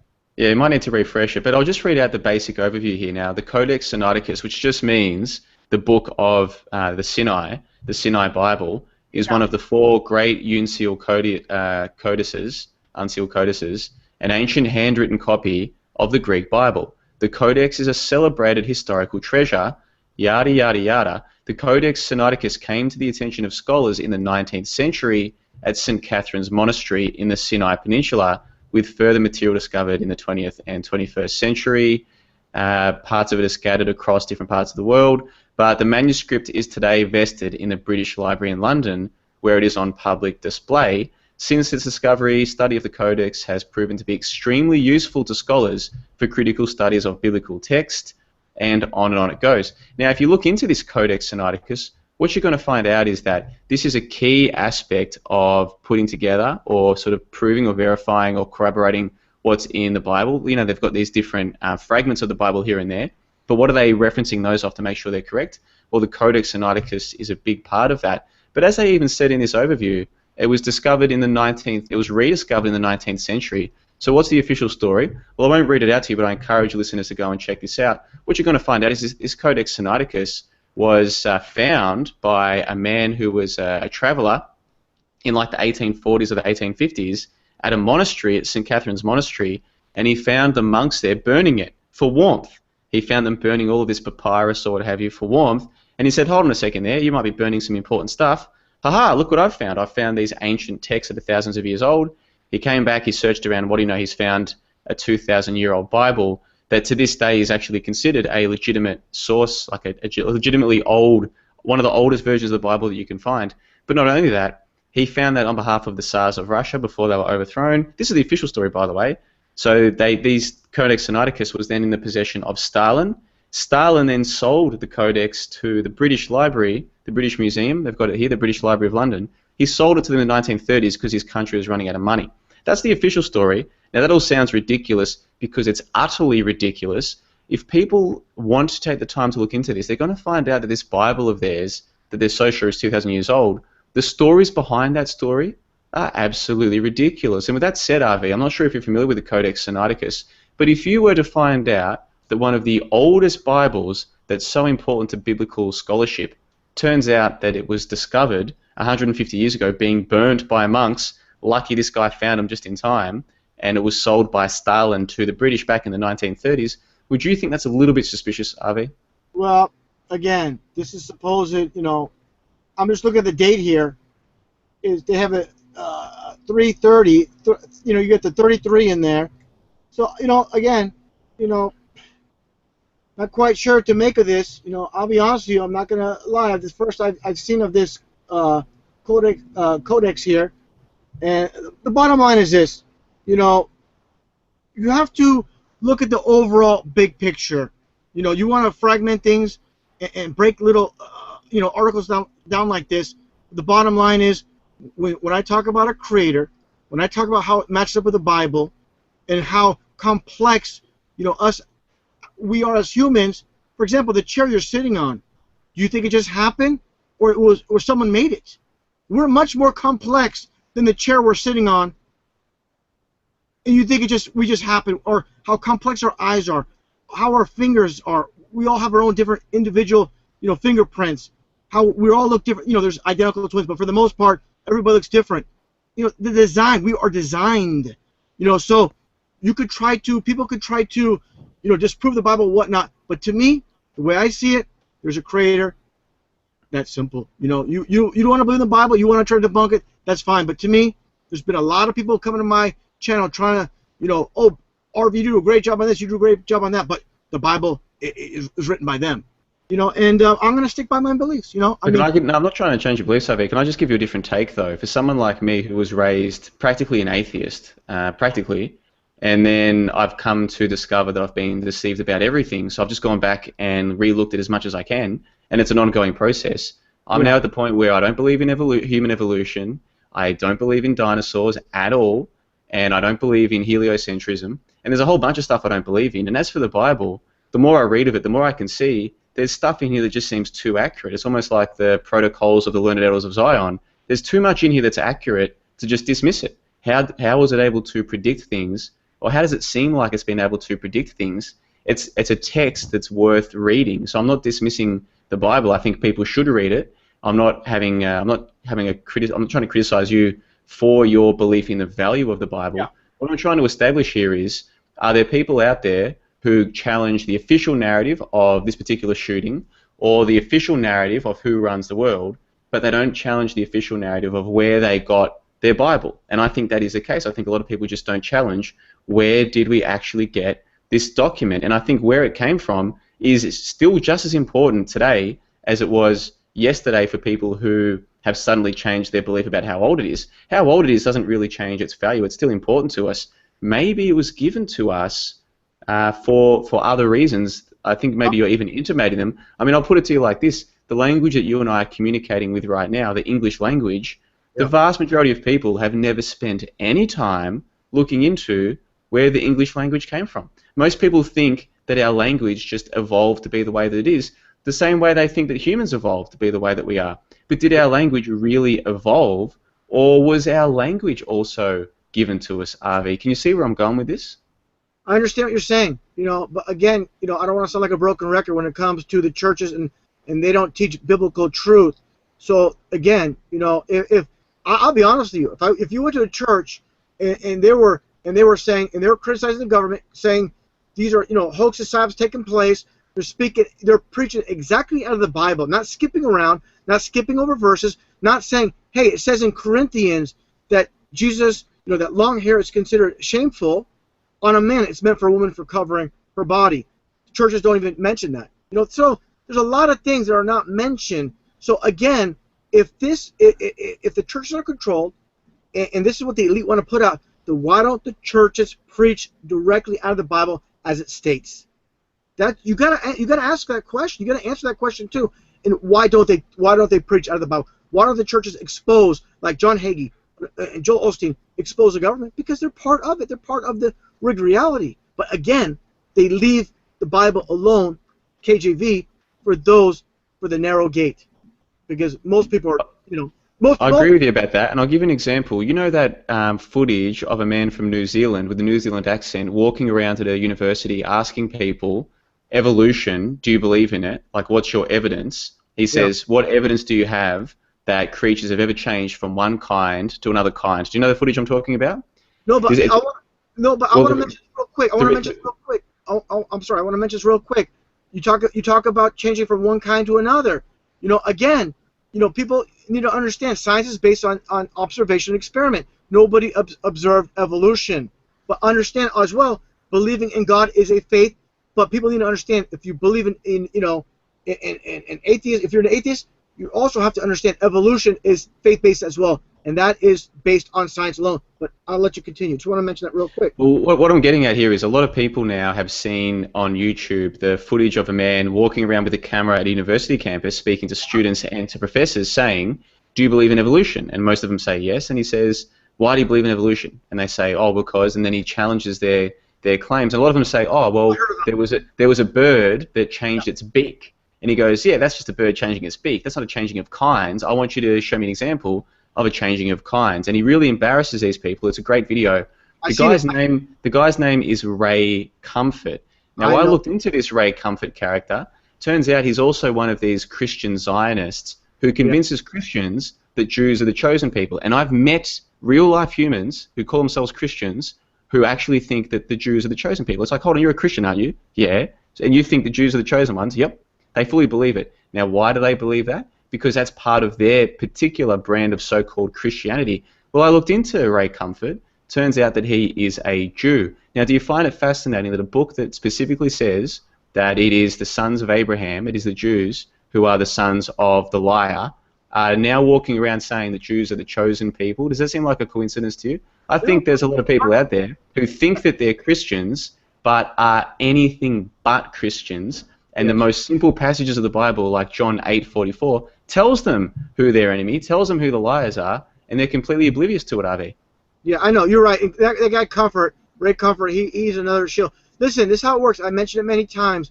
Like, I don't want to talk about Eric Dubé. He does awesome work when it comes to the flat Earth, for the most part. But then he pushes Hitler. He keeps people locked in the Matrix and believing there's actual heroes. And just like Ken Hovind, where he does an awesome job exposing evolution, but then supports, you know, the ball Earth in science. He uses science books to prove that we live on a ball Earth. So this is how they do it. It's all about, you know, I love that song by Genesis, The Land of Confusion. This is what they do. They're gonna have agents in place all over the place speaking a good amount of truth, but nobody out there is gonna give you the absolute truth. You know, and talking about Jews being the synagogue of Satan. Look at Kiss, for example. The lead singer called the Demon. He's a Jew. You know, it's funny how it works. And of course, all the crypto Jews. The lead singer is called the Love Child. The Love Child, Paul Stanley. He's not called the Demon. Yeah. The Demon is, you're probably thinking of Gene Simmons. Yeah, Gene Simmons is the Demon. Gene Simmons, yeah, that's not even his real name. His name is Sham. I forgot his name, but I'm sure most people know it. But bottom line is, I'm getting into this. The cryptic Jews, like Larry King, not his real name.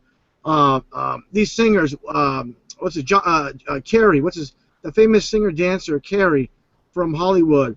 Just so many people in Hollywood and the music industry, they have their names changed from, you know, they're crypto Jews, from their Jewish names to, you know, to hide their identity. You know, talking about wrestling, I was planning on making a video on this, but anybody knows about wrestling, there's an announcer named Jim Ross, Jr., very famous wrestling announcer from NWA to WWE, WWF.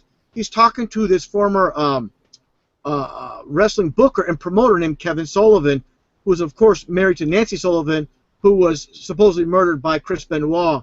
And he talked about this one very famous wrestling promoter. His name is Jim Barnett. And interesting enough, he did a lot of promotion of wrestling in Australia. And they talked about him. And a lot of secrets. They said he was openly gay. But one thing that they never mentioned, that he was a Jew. And nobody knew this. They said they said this guy Kevin Sullivan, the Satanist, well-known Satanist, said didn't mind. He put it out there that he was gay to keep people's focus off that he was a Jew, and he was well connected with a lot of people, with governors, this and that, and that's how he made it to the top. And wrestling is a huge part of programming. So just a little side note, how far it goes with every aspect of our society in the deception of keeping the focus of how Jews run Hollywood, the synagogue of Satan. Now, all the satanic movies coming out of Hollywood. In Hollywood, I've mentioned many times, it's nothing but witchcraft and the meaning of the Hollywood tree and all that. People don't understand. They don't want to believe in the supernatural, that there's a creator and there's a devil, and it's playing it safe. I get it, where you say it's too far-fetched to believe that there's an all-powerful God and there's a devil, and I'm going to play it safe, and just, it's too awkward, too uncomfortable to believe in the supernatural, you know, and that's where people, that's a stumbling block for people, in my opinion. You know, that's why This belief is Isn't it a bit ironic? Isn't it a bit ironic that Russianvids actually uses Rowdy Roddy Piper as his icon? Why is it impossible to? I'm Why is looking it at hard him to now. understand? Why is it hard to understand? Listen to me. When they use Hulk Hogan as the good guy, Roddy Piper as the bad guy, but of course this is pro wrestling, which is the world stage. Just like the world stage is a microcosm of the world stages. Operates the same I way. like that song. I like that song that you used on your first video about Orlando. I am a real American, fighting for the rights Yeah. for Yes, I everyone. called that. I called it with that That was great. guy I Christopher really enjoyed that. Hansen. With that guy Christopher Hansen, I said, this guy, he's gonna be all over the meat. He's gonna. But trust me, You're right. You're right on that. But Yeah. trust. Big. What does he call him? What does PK call him? Porky Pig. Yeah, That's pretty much. brilliant. That's pretty But much. tell you what, guys, we need to. I hate to interrupt because I've got a guest coming in a moment to talk about Orlando because he was right there. So just quickly on this topic, wrapping this one up, you mentioned Satanism in Hollywood, RV. I'm not sure if you're familiar with this article. This one's called "Who Runs Hollywood? Come On." It's from 2008 by a character named Joel Stein. And I'll just quickly go over the first couple sentences here. I've never been so upset by a poll in my life. Only 22% of Americans now believe that the movie and TV industries are pretty much run by Jews, down from 50% in 1964. And then he goes on to explain how the Jews definitely run Hollywood. And then he even says that as a proud Jew, he wants America to know about Jews' accomplishment. Yes, we control Hollywood. Without us, you'd be flipping between the 700 Club and Davey and Goliath on TV all day. And he makes a very sensible, reasonable case that if all of the major companies are run by Jewish people, and he lists them, he gives names, he's not backwards about any of this, he makes it quite clear that of course Jews run Hollywood. It's crazy for people to suggest otherwise. Do you have any idea, RV, why it is that more so-called truth seekers or truthers on YouTube don't talk about some of these basic and obvious facts? Because they don't know. They don't even know themselves. If they did know, maybe they would talk about it. But the bottom line is, again, when you look at Hollywood movies and all these, Satanism, and not only in Hollywood movies, in music, for example, a song by a singer that you wouldn't suspect is Billy Joel. He talks about he'd rather hang out with the sinners than the saints. These are much more fun. Only the good will die young. But he talks about some believe, some don't. I don't know. I don't have the exact lyrics, but basically, talking about believing, I rather not. I rather hang out with the sinners and the saints. Little subtle messages that enter the subconscious, and the bottom line is these songs, just like Hollywood, these actors, for example, I make a video about pro wrestling and how Hulk Hogan and the Macho Man are talking about the towers coming down, and people are really dumb. They say, well, you really believe that they're predicting? I'm like, you people don't understand. They're just reading off a script that's handed to them, just like these musicians. Listen, it's this simple. These people that are inside Hollywood and the music industry, they find talent, and then they're given these lyrics to these songs. They're given these lines in these movies, and they're told to perform what they're given. So, for example, John Carpenter, I have a logo of John Notto from They Live, but I understand as well, John Carpenter, it comes from the top. People above him say, we want to make a movie based on reality. We're going to hand it to you. People are not going to believe it because it's just a movie where, all this stuff's in there about, these people that are running this world and, stay asleep and all this stuff. Because people walk away, it's just a movie. Or they listen to George Carlin, the comedian. Oh, it's just comedy. But that's how they do it. They put ridiculous things like stupid. How do they laugh at that guy? How do people laugh when they should be crying? Well, I mean, obviously, sure, George Carlin's passed on, but that people are laughing at their own enslavement or how they're being butt fucked. Well, it's like this. It's comedy. He might be telling a little bit of truth, but I don't think it goes that far. That's what the most people, when they walk away, say, yeah, there might be some truth to it, but the conspiracy doesn't run that deep. And they go back to their 9-to-5 jobs.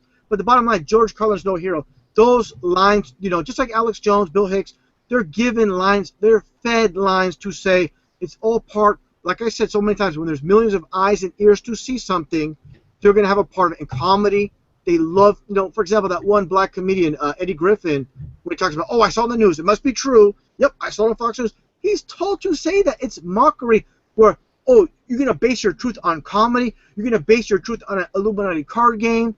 You know, like that, like for example, Boston bombing, where they had the one Illuminati card game with the jogger card with the woman wearing green, and it says no one would suspect a harmless jogger.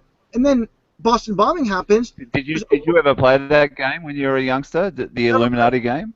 No, I never played that card No, game. I do have the set. I do have part of the set that I found at a local flea market. Yeah, and I found I found interesting cards. But the bottom line is, getting back to the Boston bombing, is this woman that looks like she throws something behind her. It's like she's pushing a button on a detonator that makes off this smoke bomb go off. Then she throws it behind her. Then the old man tries to catch it and he falls down. So they're telling you what they're going to do, you know, decades, or at least a couple, you know, decades before. The Russianvids. When it comes to Boston, and this is a problem I have. I like PK so much. PK 22, PK Truth, PK Boston. Yeah. And do you know, did David Weiss contribute to the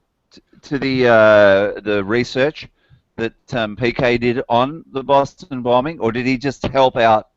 You know, because he was on John Wells' show and whatnot. Because tell me, do you know that? Yeah, I do know. They were basically independent, and they got together later on. They started discussing the events later. They weren't at that time, you know, corresponding until a little bit later. So they've been friends, I believe, for like a little bit over a year now. So it doesn't go back that far where Boston took place, where they started to connect. But the bottom line, getting back to Boston, you know the finish line. The finish line was 666 Bolston Street. So, you know, you don't believe these people are Satanists. Think it's a bunch of hogwash. This is the bloodline, man. People don't get it. That these are the ones. You know, the Queen. You know, England, and you know that's why they call them the Blue Bloods. People think it's a bunch of gibberish, and people want to think, well, you know what? I want to be into reality, what's really taking place, but it's too far. I don't want to go there because I'm gonna seem like, you know, a Christian fundamentalist. And listen, I'm not a Christian per se. I believe in God. I believe, you know, in a Creator, but I don't attend church. It's all BS.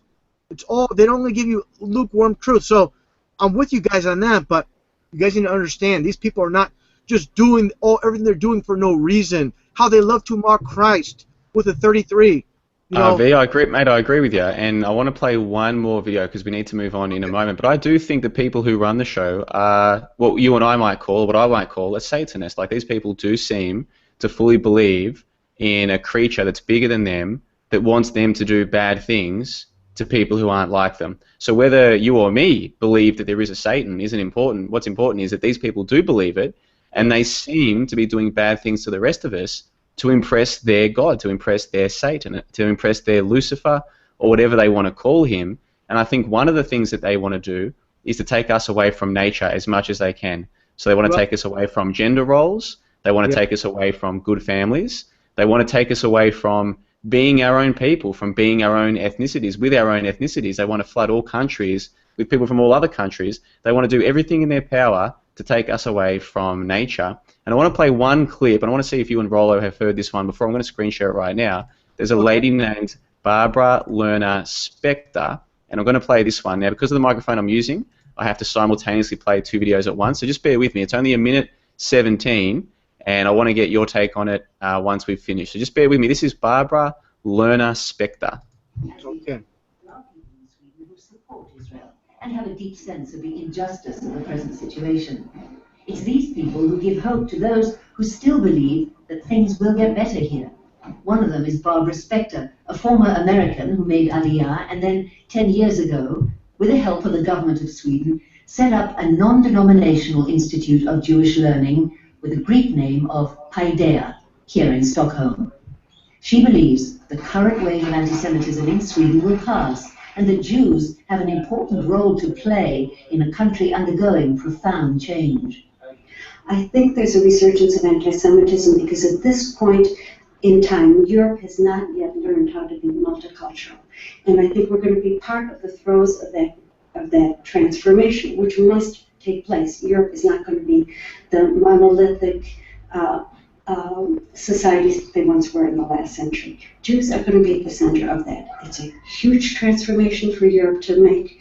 They are now going into a multicultural mode, and Jews will be resented because of our leading role. But without that leading role and without that transformation, Europe will not survive. Paideia. All right, so you guys saw that. That was Barbara Lerner Spector. I do apologise if the audio wasn't perfect there, but the basic idea, I think, was pretty straightforward. This is a Jewish woman saying that the mass immigration into Europe of non-white people is something that Jews are going to play a leading role in, that people aren't going to like it that Jews are doing this, but Jews like her are going to do it anyway, because as far as she's concerned, this is what must happen to Europe. The native white people must be mixed and eventually bred out of existence, and people like her and her fellow Jews are going to lead that charge. Now, obviously, she doesn't speak for all Jews, but the fact that she is one and that she's saying that they're going to take credit for it and do it come what may, you would think that any sensible, rational person would say, well, this is a little bit suspicious, we need to look into it further. Russianvids, have you ever heard of Barbara Lerner Spector? What are your thoughts on what we just heard? Yeah, and it doesn't surprise me that doing this, as far as, it's almost like, you have a colony of bees and another one's coming in, there's going to be a fight. And this is like, basic, common sense. This is why they're doing it. I don't want to go too far, but, they're very complex in how they brought in, for example, blacks in the United States, and they plan to later on, release them from slavery and have these conflicts of this divide and conquer with, Albert Pike leading on the KKK. This is what it's all about, divide and conquer. And this is their method of control, is keeping us all fighting and the eyes off them. But one thing I want to mention, very important, and I want to continue on, is as far as the Bible is concerned, is how they're doing everything in the opposites. And people need to understand how important this is in the opposites. For example, when I talk about, and we'll get back to this topic we're talking about right now, but real quick, when they talk about the killing of celebrities, they don't kill celebrities. They don't kill their own. They don't kill David Bowie or the Illuminati sacrifices. No, because in the Bible it says, do not pass your seed to Moloch, like Bohemian Grove. What they do is like John Travolta's son, Michael Jordan's dad, that one, what's his name, Kanye West, his mother. They sacrifice the seed. So whatever the Bible says, they're going to do the exact opposite. This is why they're pushing the gay agenda, because it says in the Bible homosexuality is a abomination. This is why you have so many homosexuals in the music industry, in Hollywood. This is why even they have, this is why Satanists, I know of a Satanist I went to school with, they take part in homosexuality even if they per se don't have homosexual desires, just because it's in opposition to the Bible. So understand, everything they do, there is a reason, from ripped jeans and long hair with all these rockers like Def Leppard, because Moses told his sons, do not tear your clothes, do not let your hair grow long unkept. And this is exactly what they do, the exact opposite. The reason they stick their tongues out and do the devil horns, it says in the Bible, those that stick their tongues out, they love to mock, they're the children of liars and sinners.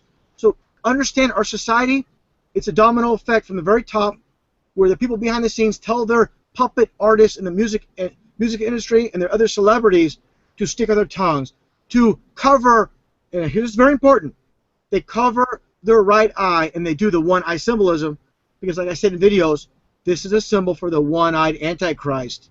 People don't understand that, just like the one eye on the back of the US dollar with the pyramid. So people don't believe in Satanists, they don't believe in Satanism, they don't believe in a God.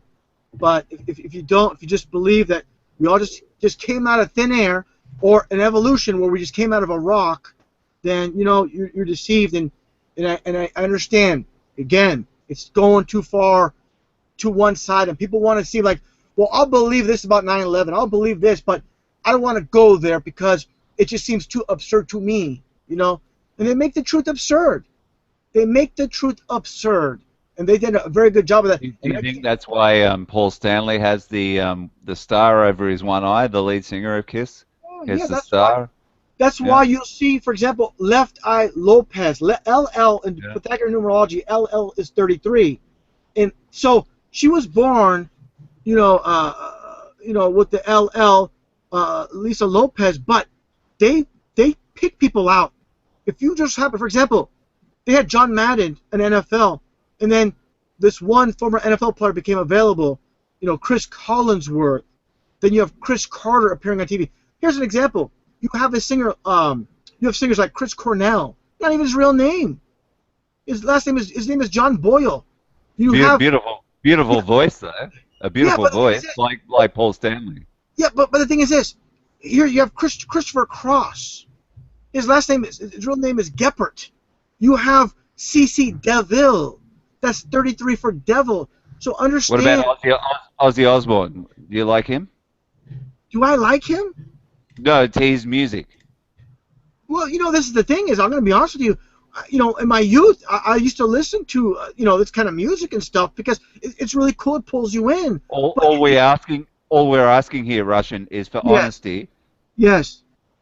Well, I'll tell you what, guys, I don't want to get too sidetracked because I think there's some important things here. And if you consider, I'll give you an example. For the last week, there has been literally hundreds, maybe thousands of hours dedicated to studying what I think is a movie. I think things like the Orlando shootings, they're a movie. So the same way that many people, they like to look for goofs, G-O-O-F, in a movie. Look, that character was wearing a red shirt in one scene. In the next scene, he was wearing an orange shirt. That's a goof in a movie, right? In the production of that movie, they made a mistake. Sure. That's what I think hoax busting is of shooting hoaxes. Once you establish that it's a hoax, why spend countless hours talking about it? It's no different to going through Independence Day or Men in Black and looking for goofs in that movie. You know it's a movie. That's all that matters. The rest doesn't matter. Oh, this actor was actually in this. Well, they're just actors. They're just actors in a movie. What's important is that we're dealing with movies here. Why waste countless hours looking for goofs in the made-for-TV movie, you see? And so all of these truthers out there in YouTube world, so-called truthers, they know that, oh, look, this actor was holding one leg in one scene and a different leg in the different scene. Look, it's proof that it's a movie, but most of these same truthers don't realize that the mass immigration that's taking place into Europe right now, the destruction of the native white people of Europe, that there is a small group of people who openly take credit for that and are quite proud of it. And I think to myself, well, which one is actually more important? It's quite obvious to me which one is more important, and that's why I wanted to bring these up while we had you on the show here, Russianvids, to get your take on these things, because I think someone like yourself, firstly, you're very knowledgeable. Secondly, people love your speaking style. I've heard people tell me they think that you've got like the archetypal voice for this kind of work. So you've got a lot of good things going for you. You've got a good audience base, and I wonder if maybe instead of focusing less on some of these made-for-TV goof movies, you just spend a bit more time talking about, well, here are some of the culprits. The Bible points them out as the culprits. They take full credit for running the media. They take full credit, some of them, a small group of them, take full credit for genociding the white people. If maybe that's a message that you might be able to get out to some of your listeners as well. What do you reckon? I'm glad you bring up this topic, but I'm gonna be honest with you. This is deception within deception. I don't believe it's really about eliminating the white race because to them, they just want to divide us. It's more about this is how complex it goes. It's more about dividing the whites and the non-whites, because out of all the people fighting, how many of these are actually going to breed because they're going to be too busy fighting? There's going to be cases, of course, where, for example, you bring in some Muslims into England. There's going to be some mingling, but it's not going to be that much. It's not going to be substantial. It's more about creating a divide where Muslim versus Christian, lights versus dark. It's more about that. So when she says that, that's deception within deception. How many people are like, okay, all these Anglo-Saxon white people in Europe, now we're bringing in Muslims, now they're all going to mingle? No, they're all going to fight. They're all going to fight. There's going to be a few, just like with Israelis and the Palestinians. There's a few Palestinian-Israeli couples. It's not enough to eradicate one race. You see what I'm saying? There's not going to be enough Muslims to breed with whites to eliminate whites. So to me, I'll be honest with you, to say it bluntly, that's disinformation. It's not going to happen. There's not going to be enough. There's going to be some intermingling, not enough to create genocide with the whites. So do you think that, like, say a country in Europe, for instance, let's just take one example, Germany. Do you think that if the local people there never voted to have mass immigration of people different to them, do you think that it's just by accident or coincidence that many non-white people are now being pushed into Germany without any democratic. Like, do you think it's a coincidence? No, it's not a coincidence. They want it to happen because, again, it's more about dividing. This is a huge part of keeping the eyes off the government when you have people, like, they're more concerned about their neighbor than they're worried about what the government's doing. For example, two neighbors bickering all the time over a property line. They're not focusing on other things that are more important, you know? So it's more about divide, and especially, I don't want to say it, but there could be some, you know, racial tensions in these particular countries you're mentioning, you know? Like, for example, Russia, where my ancestry is from, you know, it's mostly white people. So whenever there's, like, say, a black person or a non-white person, especially more north, you know, they're not used to it, so it's really rejected. I hate to say it, but it's just the blunt truth, you know, where they're not used to an outsider. But, like, for example, myself, I grew up in a mixed community with a lot of Mexicans, Tongans, blacks, and we all just intermingle, and we're kind of used to each other, so it's no big deal. But if you grew up in an all-white neighborhood, then you had a black person come in, you're like, oh. If you grew up in an all-black neighborhood, you have a white person come in, you're like, oh. So it's all relative, and in actuality, in the long run, you're going to have that bickering in the beginning, you know, with the skin colors. But what's going to stay is the religious aspect. That's what's going to stay more than the color. The divide with, say, a Christian with a Muslim, or an atheist with a Muslim, you know.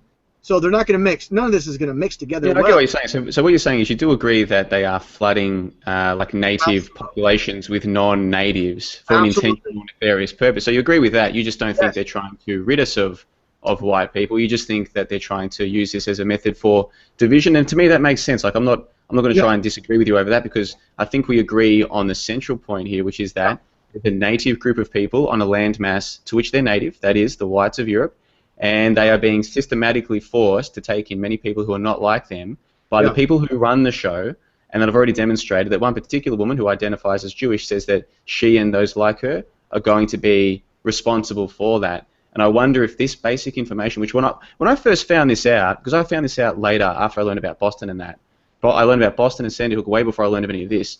When I first learned of this stuff, I was like, this can't be, I mean, this is very full on. You'd think I would have heard of this by now, but it turns out that many of the YouTube truthers, they never talk about this stuff, even though it's happening right now. The people who are responsible for it are pretty easy to identify. They even self-identify. And even though this affects people, most people are affected by this day to day. For some reason, many of the YouTube truthers don't focus on this. They focus on the latest shooting. They focus on a triangle in a TV awards show. They focus on stuff that's interesting, but ultimately doesn't affect people in the immediate. But they don't focus on this stuff, which I find quite fascinating. And to give you an idea of just how immediate this is an article from a mainstream publication, so it's not a conspiracy website, it's The Guardian, and they say that we're in the last days of a white world. And I'll just read out this first paragraph. It was news and no news. The most significant milestone is one of the most profound changes to affect the US in the past century, and yet a non-event. Last week, the US Census Bureau issued figures showing that non-Hispanic whites made up less than half of the population of California, 49.8%. Anglo-Saxon whites are already in a minority in Hawaii and the District of Columbia. Now they are an ethnic minority in the country's most populous state, the one most usually identified with the American dream. As recently as 1970, 8 out of 10 Californians were white. And then they go through all the statistics and they lay it out. Now, it's not just the US, it's Europe as well. White countries, the white people are being turned into minorities in their own countries, and it's happening today, and people are experiencing the effects of this every day. It seems to me that this is far more worth people's attention, spreading knowledge about this, rather than talking about, is this paid actor in a made-for-TV movie, is the blood on the wrong leg? Do you get what I'm trying to say here, RB? I hear what you're saying, and I need to say this, and I'm going to be very blunt and honest. This is a subject that's better for a podcast. If I'm going to talk about this subject, it's going to last, the videos will last about a minute. It's not really, and not many people are going to be interested, to be blunt. Not many people are going to care about this stuff. I hit on topics that are truth, that are currently affecting us, and again, it's simple, and I'll say right away, it's just a divide and conquer method. It's not about intermingling as far as wanting to eliminate the white race. I don't want to sound like a broken record. It's about dividing. It's like introducing, if you have a school of fish in a pond and you bring in something that's not native, there's going to be fighting. They're not going to mate. I mean, well, they're not going to mate. They're going to be fighting. It's more about fighting than anything else. And listen, man, I mean, how many, for example, blacks and whites have been here in the United States for a long time, and there's not many interracial couples. There are a good amount, but they're together. So where's the elimination of the white race here? It's not happening. So I think. But even if you take a step back, mate, and don't worry about the elimination of the whites, how about just the fact that, I mean, I'll put it to you like this: if you told me that your plan was to fill Japan, to go there and just unleash a whole bunch of white people there that they don't want, just do it over and over. Your plan was to keep doing this thousands upon thousands every year to the point where you made the native Japanese the minority there. I would say, what the fuck is wrong with you? Why are you trying to do this to the Japanese people? Why are you doing this? Why are you getting away with it? I would think that that's wrong. I would think that each ethnicity is its own beautiful thing that should be allowed to remain, especially in their own area. I mean, if you say that, look, Australia's been turned into a white minority country, bad luck for the whites because they only got there 200 years ago. Okay, fair enough. Let's leave Australia aside. Let's just look at Europe. Well, Europe is a native white place, and I think just as it would be sick to turn the Japanese into a minority in their own homeland, I think it's pretty sick that it's happening to the native Europeans today. And yet, like I said, it doesn't seem to get much attention. So it sounds like to me you agree with me that what's happening is being done by the people who run the show, and you agree that's not a good thing. You just disagree that the long-term agenda is to breed out the whitey, and you might be right, but I think we can both agree that what's happening in Europe right now is not good, and we can both agree the people who are doing it for nefarious reasons, and I think we can probably both agree that it's affecting people every day. Now, I get what you're saying on your channel, the videos you make, you want to appeal to a certain audience, and I fully respect and understand that, and the fact that you've got as many fans as you've got is testament to the fact that your strategy is working in terms of getting your voice out to more people. I hope you can see where I'm coming from, though, which is that ultimately, if you can reach 30,000 people and convince them that Jeff Bowman is an actor, it's probably, I would think, in many ways, less important than reaching even a tenth of that audience and explaining to them that, hey, your ethnicity, whatever it is a very valuable, beautiful thing. There are people trying to brainwash you into hating the color of your skin and to cheering on as your people are turned into a minority in a place that used to be majority people like you. This is something to think about. Like there's different messages that you can get out there, and so whereas you're getting a message about mainstream media fakery of one type to a big audience, and I fully respect that, hopefully you can also respect that there are people like me with smaller audiences saying, no, this is the destruction of a certain group of people or the turning of them into a minority in their own homeland of Europe. That's probably a bigger deal than a paid crisis actor at the latest fake shooting. Do you get what I'm saying? I heard what you're saying, but I want to say something. You need to make something clear, because a little bit off is a lot off, and I'm not talking about you purposely saying this, but when you talk about introducing a majority population into a minority to make them the minority, that's a whole different thing. So we need to clarify that. We're talking about bringing a small amount of people, not over the amount of the actual population that's presently there. When you talk about Japan, it's really apples and oranges, saying we're going to bring more whites into the population than are actually people currently there. So it's all relative to what we're speaking to. So in that case, yes, it's wrong, and they're trying to eradicate another race. But again, with implanting small patches of minorities that are going to start producing, rooting their families there, start producing, in generation after generation, you're going to have more and more of these people in that land to create more divide and conquer. But again, I need to stress it, they're not doing it for the sake of eliminating the white race. I think it's a bunch of garbage to say that. That's my opinion. They don't care about that. They don't care who's who. They don't care about any of us. They don't care about whites. They don't care about blacks. Yes, there are so-called white people running this world, but they don't give a damn about us. Majority of white people go to war and die for their wars. Okay? So, all this talk about eliminating white people, I'm not buying. They don't give a damn about blacks, whites, Mexicans, Chinese. We're all the same to them. We're all just sheep and cattle, grazing cattle to them, and we need to be all eliminated and keep us all fighting. The divide and conquer, that is their main method of control. That's fair enough. That's fair enough. But I tell you what, mate, we need to move on now because we've been joined by a special guest, and of course the big news at the moment is the Orlando hoax shooting. Certainly it's a hoax in my opinion, and I think you agree, RV and Rollo, with that. Now, I do need to wrap this show up in about 30 minutes, but I want to spend the last segment of this show talking about the Orlando event. Now, I haven't had the chance of chatting with our guest prior to this show, so I don't know what he knows or what he wants to talk about. This is going to be as new for me as it is for the other panel members and for you, the audience. So, Validation Boy, take yourself off mute there. Quickly introduce yourself to the listeners who aren't familiar with you and the work that you've done in the past. and then tell us what you know about this latest event, because I've been looking forward to hearing this since you first told me that you're pretty close to the scene. So, Validation Boy, can you hear me? Hey, John, how's it going? Yeah, really well, thanks, mate. Obviously, you've got with us RV and Rollo, so I'll give you a chance to say hello to them as well. Hey, guys, it's an honor to be on this show with both you guys, as well as you, John. Thanks, man. Hey, Validation Boy. Nice to hear your voice. Excellent. Now, I don't want to, like I said, I've got other things to do. It's about 4:20 here in the afternoon, but I want to spend the last half an hour or so, VB, talking about this Orlando event, especially now that I've got some other things off my chest as well. It is worth just spending a bit of time on this one, and you're pretty close to the scene, so why don't you let the listeners know who you are and what you know? Okay, well, I'm Validation Boy. I've got a channel. I got about 40 so videos. Some of them are just music that I do for fun. And a lot of it's just conspiracy-oriented stuff. A lot of it's flat Earth, just talking about flat Earth, talking about ideas concerning flat Earth, as well as other conspiracies. And I happen to live within 5 or 6 miles, I think, of both of these events that happen in Orlando. And on Friday, because of the work I do, I had a chance to visit the place where the Christina grimy girl was shot later that night. And a friend of ours, my girlfriend and I, went out to get some food around that area.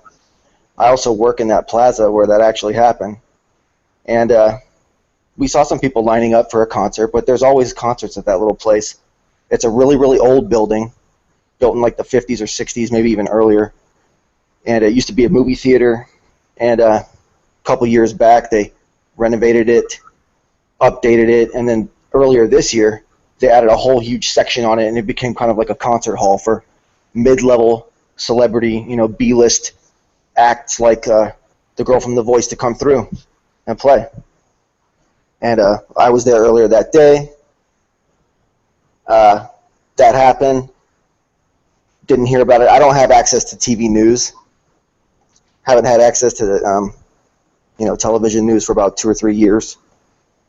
So just every couple hours, over the weekend, I check my YouTube, see what's going on with my channels, and people are talking about it. So I found out about it within a few hours or whatever of people posting stuff. Then I went on, then the next day, I guess the gay club shooting happened. And forgive me, I'm just trying to remember everything.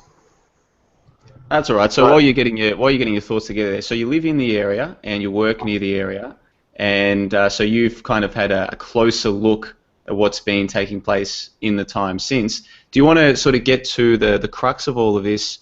If you could share the biggest bit of information that you've got from the fact that you are near the area to people who aren't, what's your take on this event overall?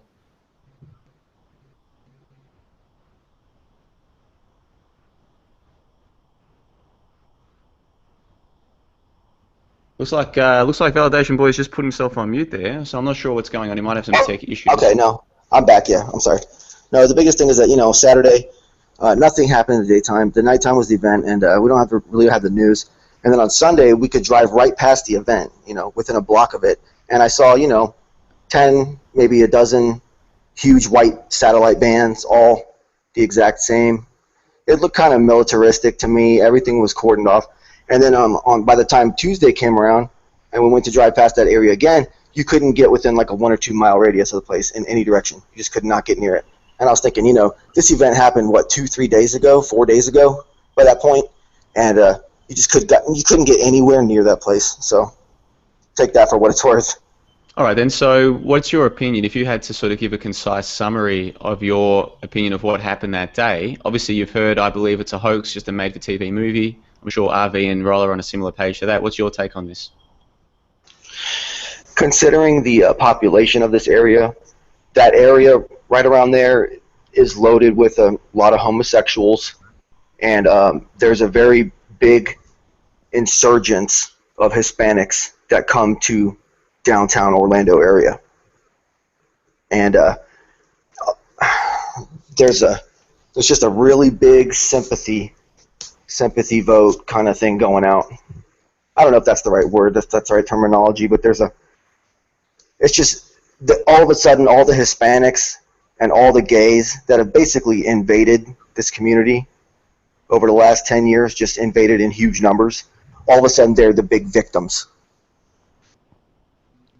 Yeah, divide and conquer, that's what it's about. Yeah, definitely. So do you think anyone died or got hurt, VB?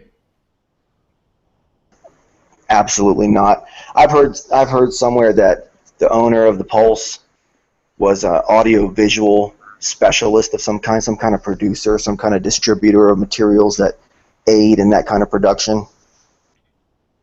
All right, cool. So we've got a couple of dudes here in Australia just going off the media reports, and we've concluded it's a fake event. Obviously, RV there in America, but not in that locality, thinks it's a fake event. And then you yourself there, right on the scene, basically, you're pretty convinced it's a fake event. Have you had a chance to chat, VB, with anyone else around the area about this event to get their takes on it?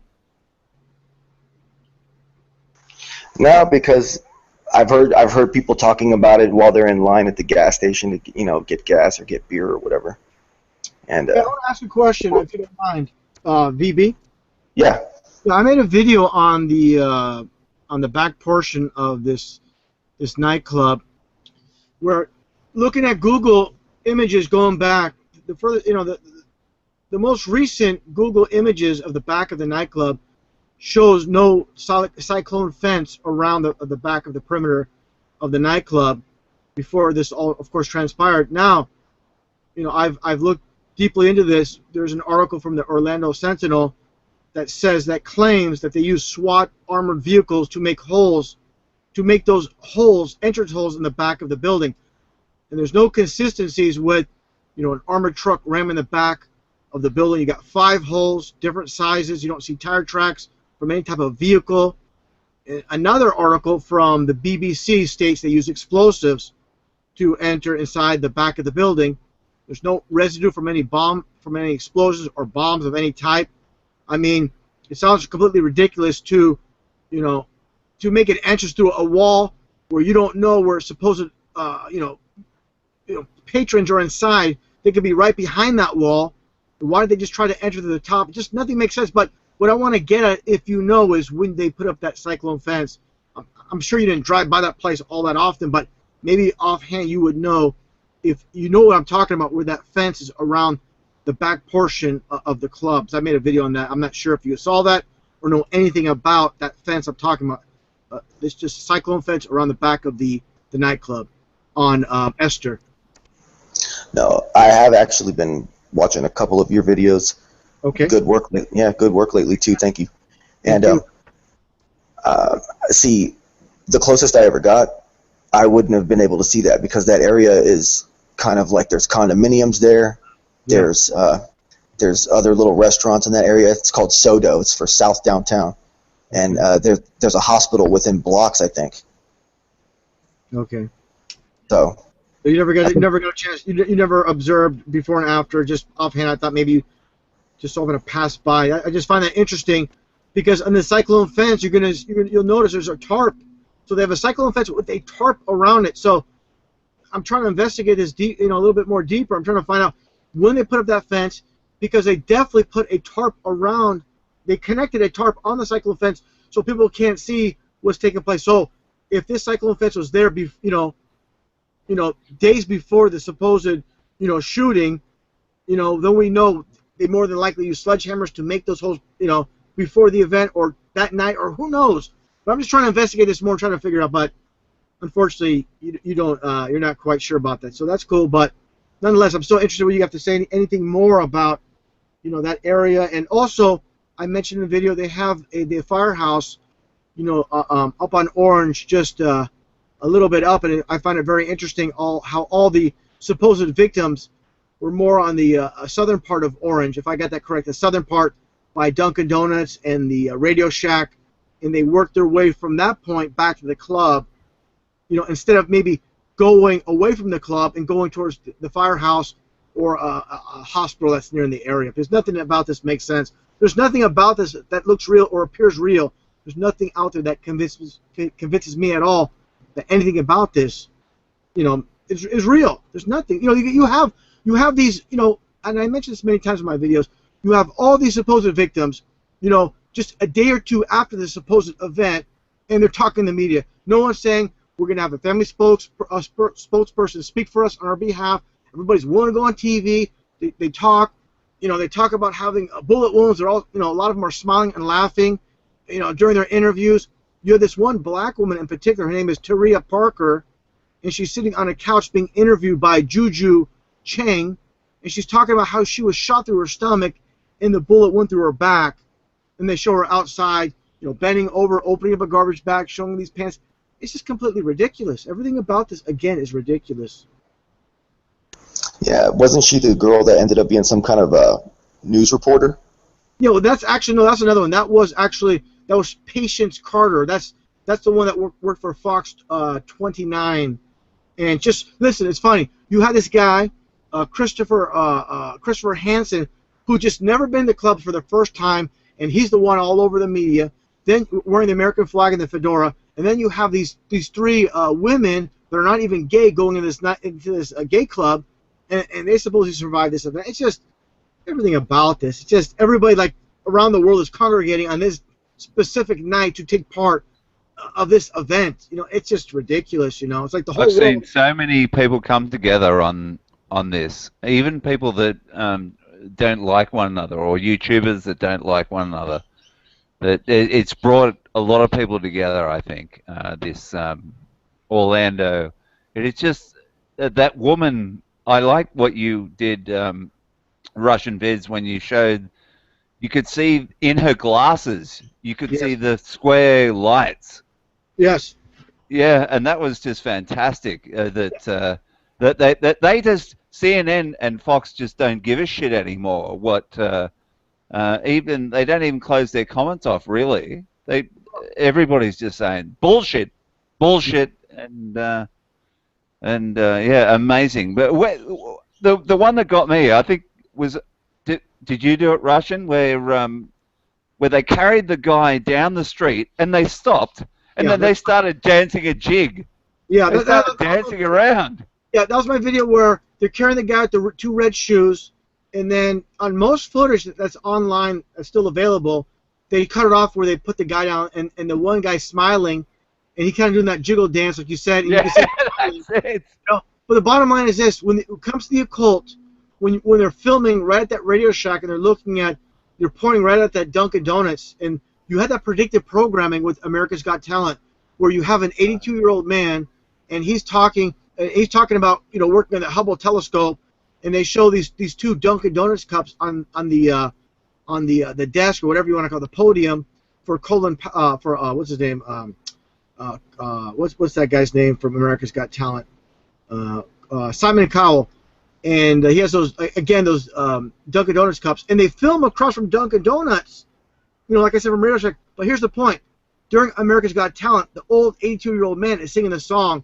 "Let the bodies hit the floor." And this is only 6 days ago. So, and then they, out of all the filming locations, they're filming. And weren't they carrying him towards the pulse? You could actually see the pulse. Yes, they're carrying him. Everybody, listen. The whole, they didn't go down Esther, east or west. They didn't go up towards the firehouse. They're all coming, from the direction towards Dunkin' Donuts, towards the club. So, and it's funny is the little subtleties is you had the camera crew behind that little fencing, and it just so happens everybody's passing right in front of that camera. Just picture perfect, and all the victims, everything's played out perfectly for the camera. And as each group of crisis actors walk by with the tourniquets, another group comes, and the cameraman just he turns the camera back to the street, and he knows more people are coming. So he does it knowing there's going to be a line of crisis. And if one of those crisis actors sort of was partaking in a drill, okay, and then they wanted it, they wouldn't get on CNN or Fox to be able to say, look, this was a drill. We were just doing a drill or whatever. Well, they had a drill in Orlando just this past summer. They had a huge drill taking place. It's online. It's not even a secret. With all these events from 9/11, to all these events, they always have. Like for example, the Boston bombing, where they had the Boston Globe said we're gonna have a controlled explosion, on a Boston street, and then this happens. There's always a drill coinciding. San Bernardino, they had a live drill taking place at the same exact time. So Exactly. a drill always coincides with these hoaxes, these fake events.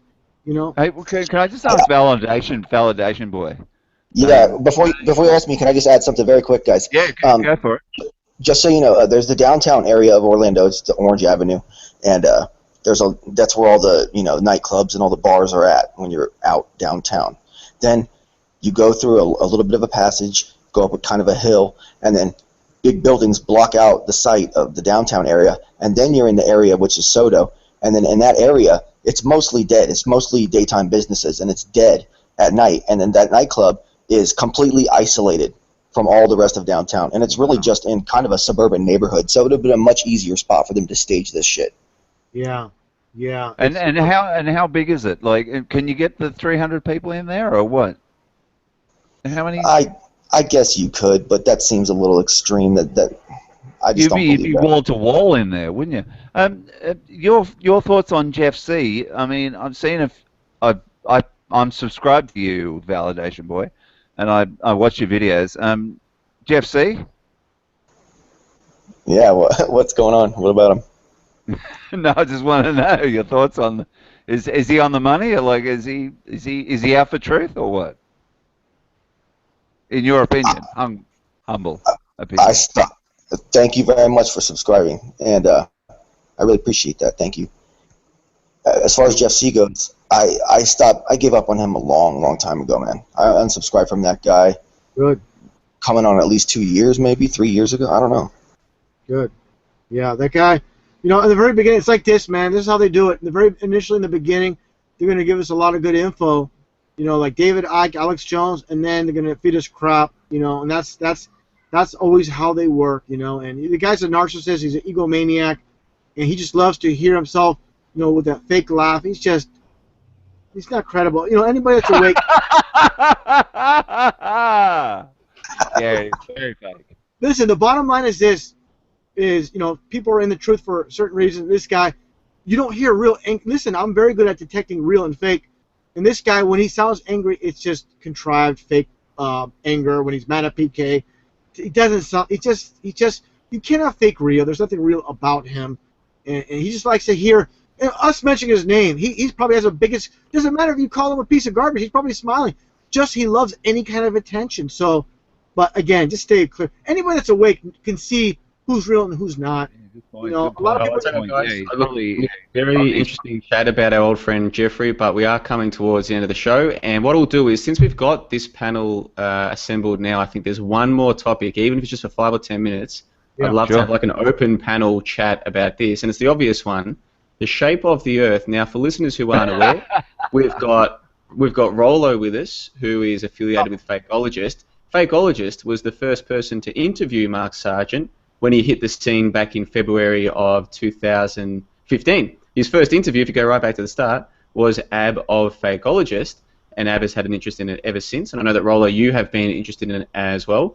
We've got with us Validation Boy, who describes himself as a dogmatic flat earther and has been for probably longer than most people who call themselves flat earthers on YouTube, has been a flat earther and has been involved in the scene. There was even a guest on Globebusters a few months ago, and there was some drama that followed that. And then, of course, we've got Russianvids, who did a guest spot on Truth is Stranger Than Fiction with David Weiss and Patricia Steer, two of the leading lights of the flat earth belief system. So we've got quite an appropriate panel for this discussion, and now we're in June of 2016. My opinion is that the flat earth thing is dying, and very quickly, and for good reason, but I'll talk more about it in a moment. Let's go around the round table and get people's opinions, not so much on the shape of the earth, because I think that's kind of been a discussion. It's pear-shaped, John. People have heard that for long enough, but how about the flat earth scene at the moment, where it is right now, where it's going, and its influence on the overall truth community? Those are the kind of things I'd love to hear your thoughts on. So I'll go to you first there, Validation Boy. What are your thoughts right now, regardless of what you think the actual shape of the earth is? What do you think of the flat earth scene, where it's headed, and the impact it's having on the rest of the truth community? What are your thoughts, VB? Well, I know that my opinion is not really always popular with everyone, and I just have a strong desire to I'm sorry, man. I'm really individualistic, and I believe that people need to think for themselves. And there's a certain group of people that have kind of taken over, and there's a lot of clickiness going on, and there's kind of a hierarchy. There's kind of a hierarchy that's going on right now, and there's a lot of anger and there's a lot of resentment going in a lot of directions because there's certain people that are kind of trying to force themselves into being the faces of this flat Earth, quasi-renaissance, I guess, or at least it's been reduced to a quasi-renaissance.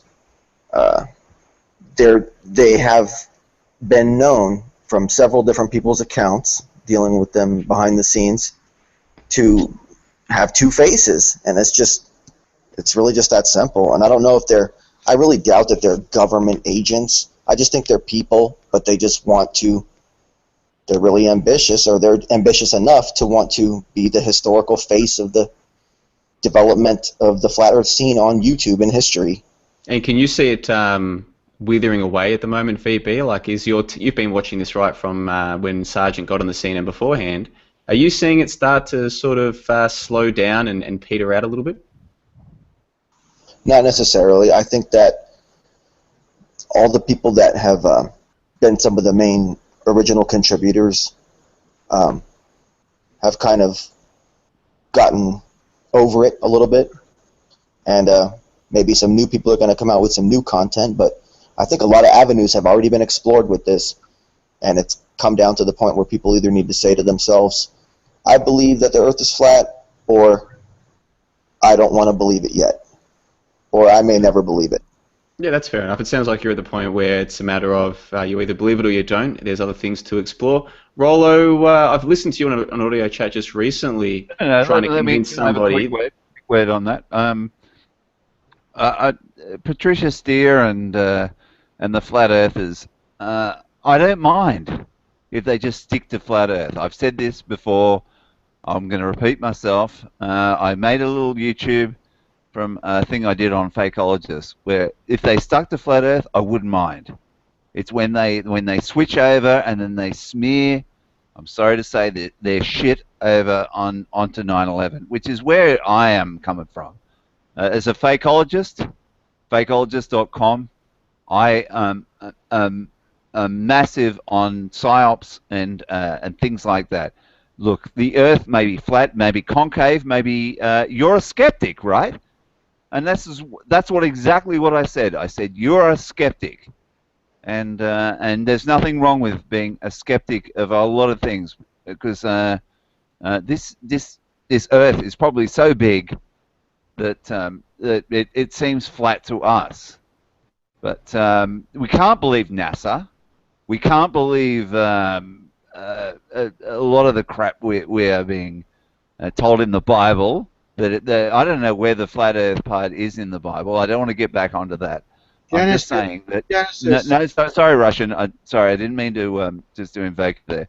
But just basically, at least, Jono, when you're a skeptic, you're at least from a point of view of I don't know. I hate to use the word science.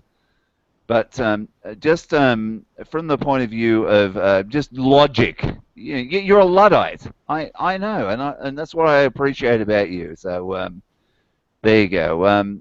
Flat Earth, ball Earth. I think Uninstall Media is right.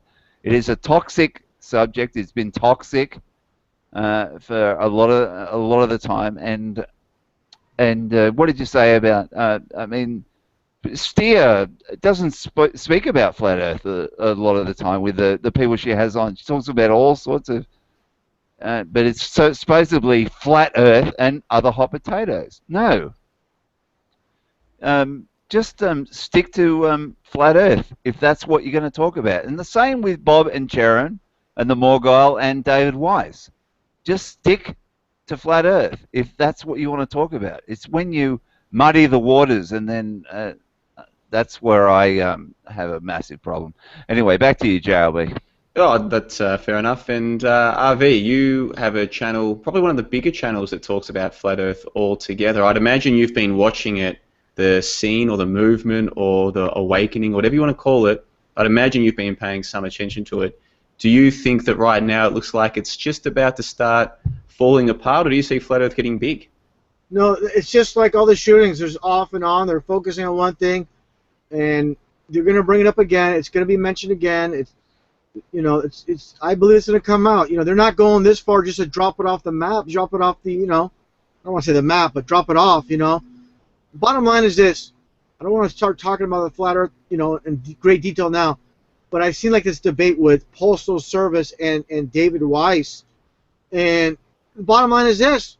You know, show me a real image of the ball Earth before you start the debate. So if you believe in the ball Earth, show me. You know, if you go on NASA's website, I don't want to beat a dead horse, but they even say they're composite, CGI. They're not real images. So before we can go any further than that, show me a real image, then we'll have a debate. Until then, the debate cannot continue until you show me a real image. People say, well, show me an image of flat Earth. We can't, because governments, so-called governments, control, you know, there's no private, the so-called private SpaceX, all that is complete crap, complete garbage too. Just like NASA, there's no difference.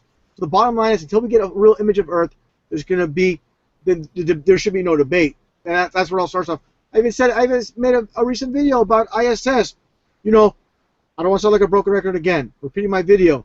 There's going back to 1875 when they constructed the Statue of Liberty in France. There's thousands of images on Google Images of them constructing the Statue of Liberty. You know, the Titanic, Golden Gate Bridge, all these, you know, these historic type of deals throughout history. ISS, you know, in the 90s, supposedly constructed. All we have from NASA is animation of the construction. Where is the freaking real footage of this? This is a monumental, you know, thing they're supposedly doing in outer space, but we have no footage of any type besides animated CGI garbage that they give us. It's a complete joke. So, if you want to believe in the ball Earth, that's fine, but you have no proof of it besides fakery from NASA. That's it.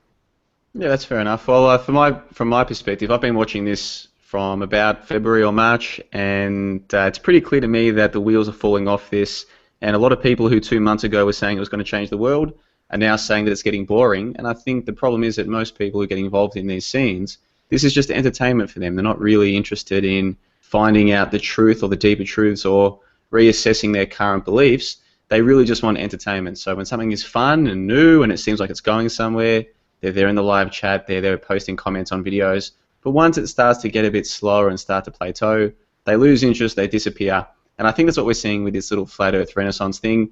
And I think it's only going to get worse, and they're going to have to branch out into other topics, which is why I think they're starting to branch out into Mandela effect or simulation theory, all these other things that are very appealing to people who want new things, but they're not appealing to people who want evidence. And that's the big issue, is that most of the people who are involved in this scene, they're really more interested in the entertainment or the feelings. They're not so much interested in objective information. And so Hold on there, John. I'm sorry to interrupt you real quick. I do this often. I go into Google and I type in Flat Earth and news, and there's been a fight. This is probably more likely than a psyop.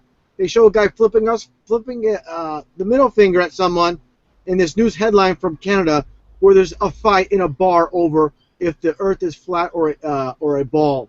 So, you know, they're keeping this alive. It's in Brockville, and it's made some waves on the mainstream in Canada about again. So, I'm sorry to interrupt you again, but as far as this debate, let me link it in the. You can look at it for yourself right here. I'm going to send it right now on the chat on the sidebar. You can see for yourself. It's just from 2 days ago. It's happening right now, is it? This is happening right now? 2 days ago. It happened 2 days ago. Okay. Where there's a fight, a supposed fight. It says Brockville man charged with mischief amidst flat Earth fight was stupid. So this is part of the psyop. They're continuing it. It's from CBC News. Posted today. Actually, it was posted today. This actually took place. The actual fight supposedly took place 2 days ago, but now it's been updated. Last update today, and I just sent it to you. Maybe you could share this screenshot. Well, all I've got here is the same Carter cut a hair part photo. Hold on. I'm not sure if you accidentally sent the wrong one twice. But I mean, even if there's a mainstream article about some people fighting Hold on, over. let me send you again here. Hold on. I'm sorry about that. I did send. That's right. While you're doing that, let me just finish my thoughts there. So right there. So what I'm trying to suggest to you and to a lot of listeners is that they were told that Flat Earth was going to change the world, it was going to get big, it's the umbrella conspiracy, etc. But ultimately, at the end of the day, there's a couple thousand people who regularly watch these shows. There's a couple hundred who fully believe. At best, it's an online so-called movement of a few hundred devoted followers, and it looks as though it's about petered out or plateaued. RV, do you really believe there's going to be a massive awakening to flat Earth? Do you really, let's just pretend the Earth is flat. Do you really think there's going to be a mass awakening to that? Well, what's going to happen is if that's going to be allowed, it's those behind the scenes are going to allow it because, you know, we don't have enough influence, of course, with the mainstream media. But with all these people, like Obama mentioning the flat Earth about 5 or 6 times, I may have a compilation video on that, you know, and Neil deGrasse Tyson, Bob the Rapper, Tila Tequila, and there's going to be more and more and more. But it's going to be a slow process. They're trying to enter the subconscious. You know, with the recent discovery, you know, with John Picard, the former Swiss scientist, and he went up in a hot air balloon. They said 11 miles, and he saw a disc shape with a curve at the end. And they named, you know, of course, the captain of the Starship Enterprise, Captain Picard, after the man that saw the flat Earth. So it's like duality. It's kind of like mockery at the same time, naming, you know, fake space, you know, after a scientist who saw the flat Earth. So as far as you thinking this is going to be a dead subject, I don't think so. I don't think they've brought it this far to just drop it off the map. They're going to, I believe, it's just like a shooting. Just because there hasn't been a fake shooting in a little while doesn't mean they're done with it. Let's give it some time. They just released a story to date in detail. Brockville, if you can screenshot, get a screenshot and save this, where they're definitely, you know, this is a big CBC news in Ottawa. You know, and they have this, I don't know if this is the front page or whatnot, but they have it definitely on here. Well, I've got it on the screen now. It's entitled "Brockville Man Charged with Mischief Admits that Flat Earth Fight Was Stupid. Father became so enraged over argument he threw a propane cylinder into the campfire." And then the article goes on to start. This is its first sentence. Pythagoras figured out the Earth was a sphere back in the 6th century BC, but apparently it's still a cause worth fighting for in Brockville, Ontario. Now, firstly, Pythagoras figured out the Earth was a sphere. Obviously, these people don't even know the official story. And heliocentrism, you and I can agree, Russianvids, heliocentrism is nonsense, right? But just because heliocentrism is nonsense, and just because NASA are liars, it doesn't actually mean the Earth is flat, does it? And so let me put something to you. Most people believe that 9/11 was done by Osama bin Laden and 19 dudes with box cutters. Then a large and growing percentage of people no longer believe that story, but most of them fall into it was the American government that did it, or there was remote control planes, or thermite, or what have you. So there are all these other stories that people subscribe to that usually come back to it being the American government. It's only a small percentage of people who are like, actually, there were no planes. It wasn't Osama bin Laden. It wasn't the American government. There were no planes. It wasn't that Osama killed 3,000 or the US government killed 3,000. There were either no deaths or not very many. The actual story that people are buying into is crap, and it's almost like the opposition narrative was planned ahead of time. It's almost like they had a backup plan ready. Is it possible that they're lying about heliocentrism and space, but that flat Earth is a controlled opposition to critique of heliocentrism, RV? Well, I'm glad you asked that. It reminds me, and I mentioned this before in videos, where it's just like Alex Jones talked about 9/11. Even though he talks about as a truther, it doesn't mean 9/11, you know, was done by our government. It wasn't done by our government. It was done by Muslims. It wasn't done by Muslims, of course. So this is how they do it, you know. And like I said, it's biblical. The flat Earth is biblical, and they're going to have it led by certain shills, and they want this out there because at the very end, all truth will be revealed. It's gonna be, you know, I mean, right now, like I said, it's a little bit of a downtime when it comes to flat Earth, and I understand why, you know, a lot of people are not covering it now because there's so much you can cover. But new discoveries, like I found new discoveries, and then you push it out there, like I have. There's all these hints in movies, you know, and again, just keep watching the news. You know, if 6 months goes by and there's no headlines about flat Earth, you can assume it's like you're saying. You think it's going to die down? I don't think so. I think there's going to be some more discoveries, and there's going to be some more. I believe there's going to be another celebrity coming out talking about flat Earth. That's my. It's going to go from Bob the Rapper to Bob the Rapper, and someone's going to say, "Hey, I listen to Bob the Rapper, and I agree with them." So we don't know exactly. We're just theories, but I don't think they again brought the flat Earth to this extent just to let it die off. But like, okay, let's go with your theory then, Ave. It sounds like you're saying that they're kind of pushing flat Earth, and then we know there's lots of these flat Earth maps in movies, and lots of people are finding the flat Earth map in movies. It almost sounds like you're suggesting that the people who help form these narratives, or people who run the show, that they want this being talked about. Is that kind of what you're getting at? Absolutely, it's a divide and conquer, and also, even though it's the truth, it's gonna further make truthers look ridiculous in the eyes of those that are sleeping. So it's like it's the truth, but it's like working in their favor. There's no these people that believe in 9/11 also say the Earth is flat. Now you know they're nuts, but it's the truth. It's the truth, and that's so it's a double-edged sword with speaking the absolute truth about the flat Earth. How do you know that the flat Earth is the truth, though? Like, you and I both agree heliocentrism is crap, and we both agree NASA is crap, but it doesn't follow from that the Earth is flat. Like, what is it that makes you so sure that the Earth is flat? Well, first off, once you understand, like I said so many times, they work on opposites. Okay, it needs to be said here, the very foundation of how we were created was from an explosion. Explosion destroys things. It doesn't create things. You understand how they work on opposites. If the world is a ball, they're going to tell us it's flat. Okay? They work on opposites. This is the law of reversal.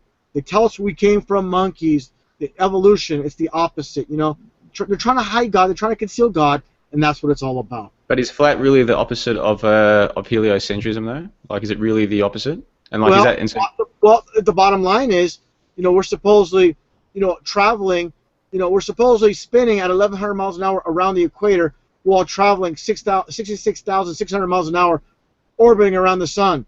And you look at a flat lake, it's like glass, and you really believe we're spinning and moving at this velocity. Talking about but that's the problem. That's the problem with heliocentrism. We both agree about that. But it doesn't, just because heliocentrism is a lie, it doesn't mean that the Earth is flat. You know what I mean? Like, you've still got to deal with like just physical realities, like the South Celestial star rotation or flights between Australia and South America. Just because we're not on a giant spinning ball going around the sun, it doesn't mean you can just ignore things like the flights and the stars. I understand that, but I believe that's due to perspective. You know, it's like this. Imagine you're an ant, and just as a just as an analogy, say if you're a little ant, and you have this huge platform, and you're this little tiny ant on this huge platform, and you have this, you have these stars in the sky. If you're this little tiny ant, and you have this platform that goes for miles, you only can see your eye can only see so far. You know, it's just again about perspective. Just like when the sun goes down, it looks like you're looking at half a sun. Again, it's all about perspective. But like, if the stars rotate in opposite directions, like they rotate around Polaris anti-clockwise, and then in the southern hemisphere they rotate around what we're told is Sigma Octantis clockwise, how on earth can that be explained on a flat Earth? Okay, very simple. Let me explain this. If we're these images of these time lapse of Polaris and all the stars going around in a circular motion above the Earth, we're moving. We're supposedly moving at nearly 70,000 miles an hour. We shouldn't see this perfect, these spherical time lapses. It doesn't add up.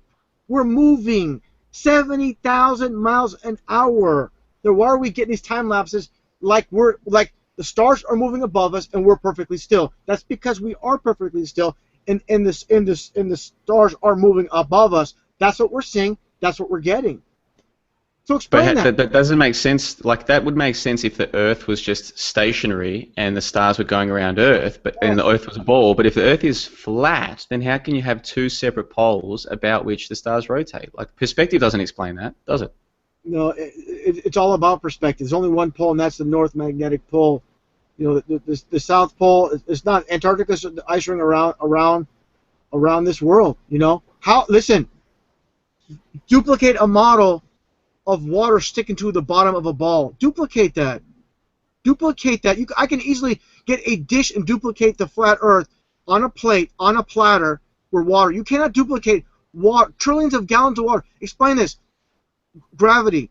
All those clouds with all those tons and tons of water in these clouds. Why isn't gravity pulling down the clouds? Why can butterflies take off?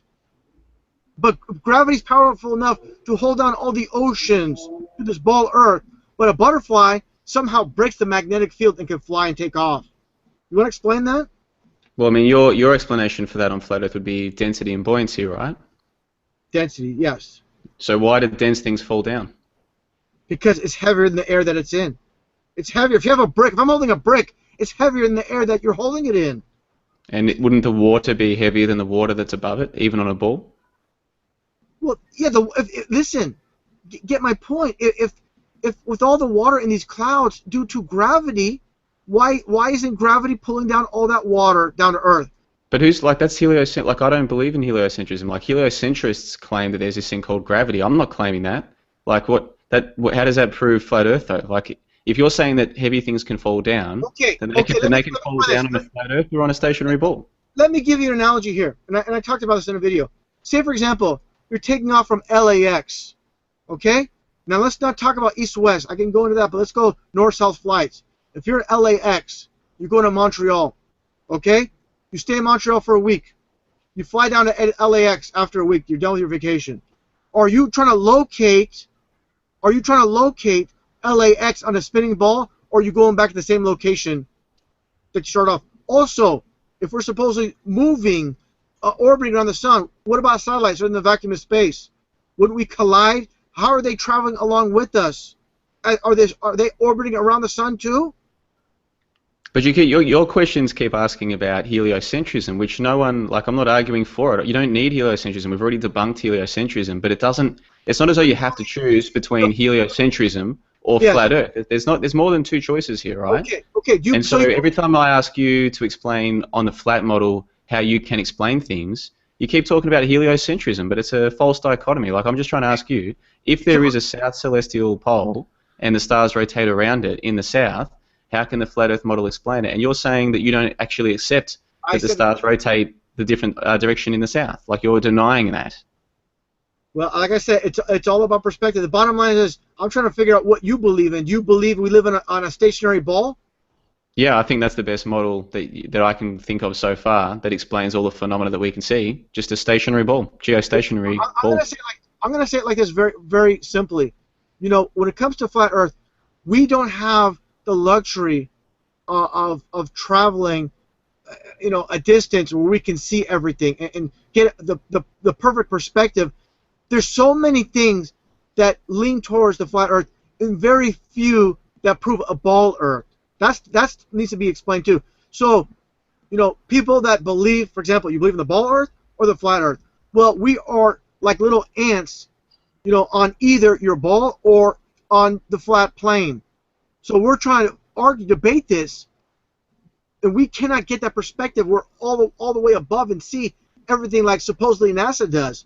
So based on all the information I have seen, everything points to a flat, fixed plane, and the Bible is consistent with that as well. And I believe in the Bible, and it goes along with it.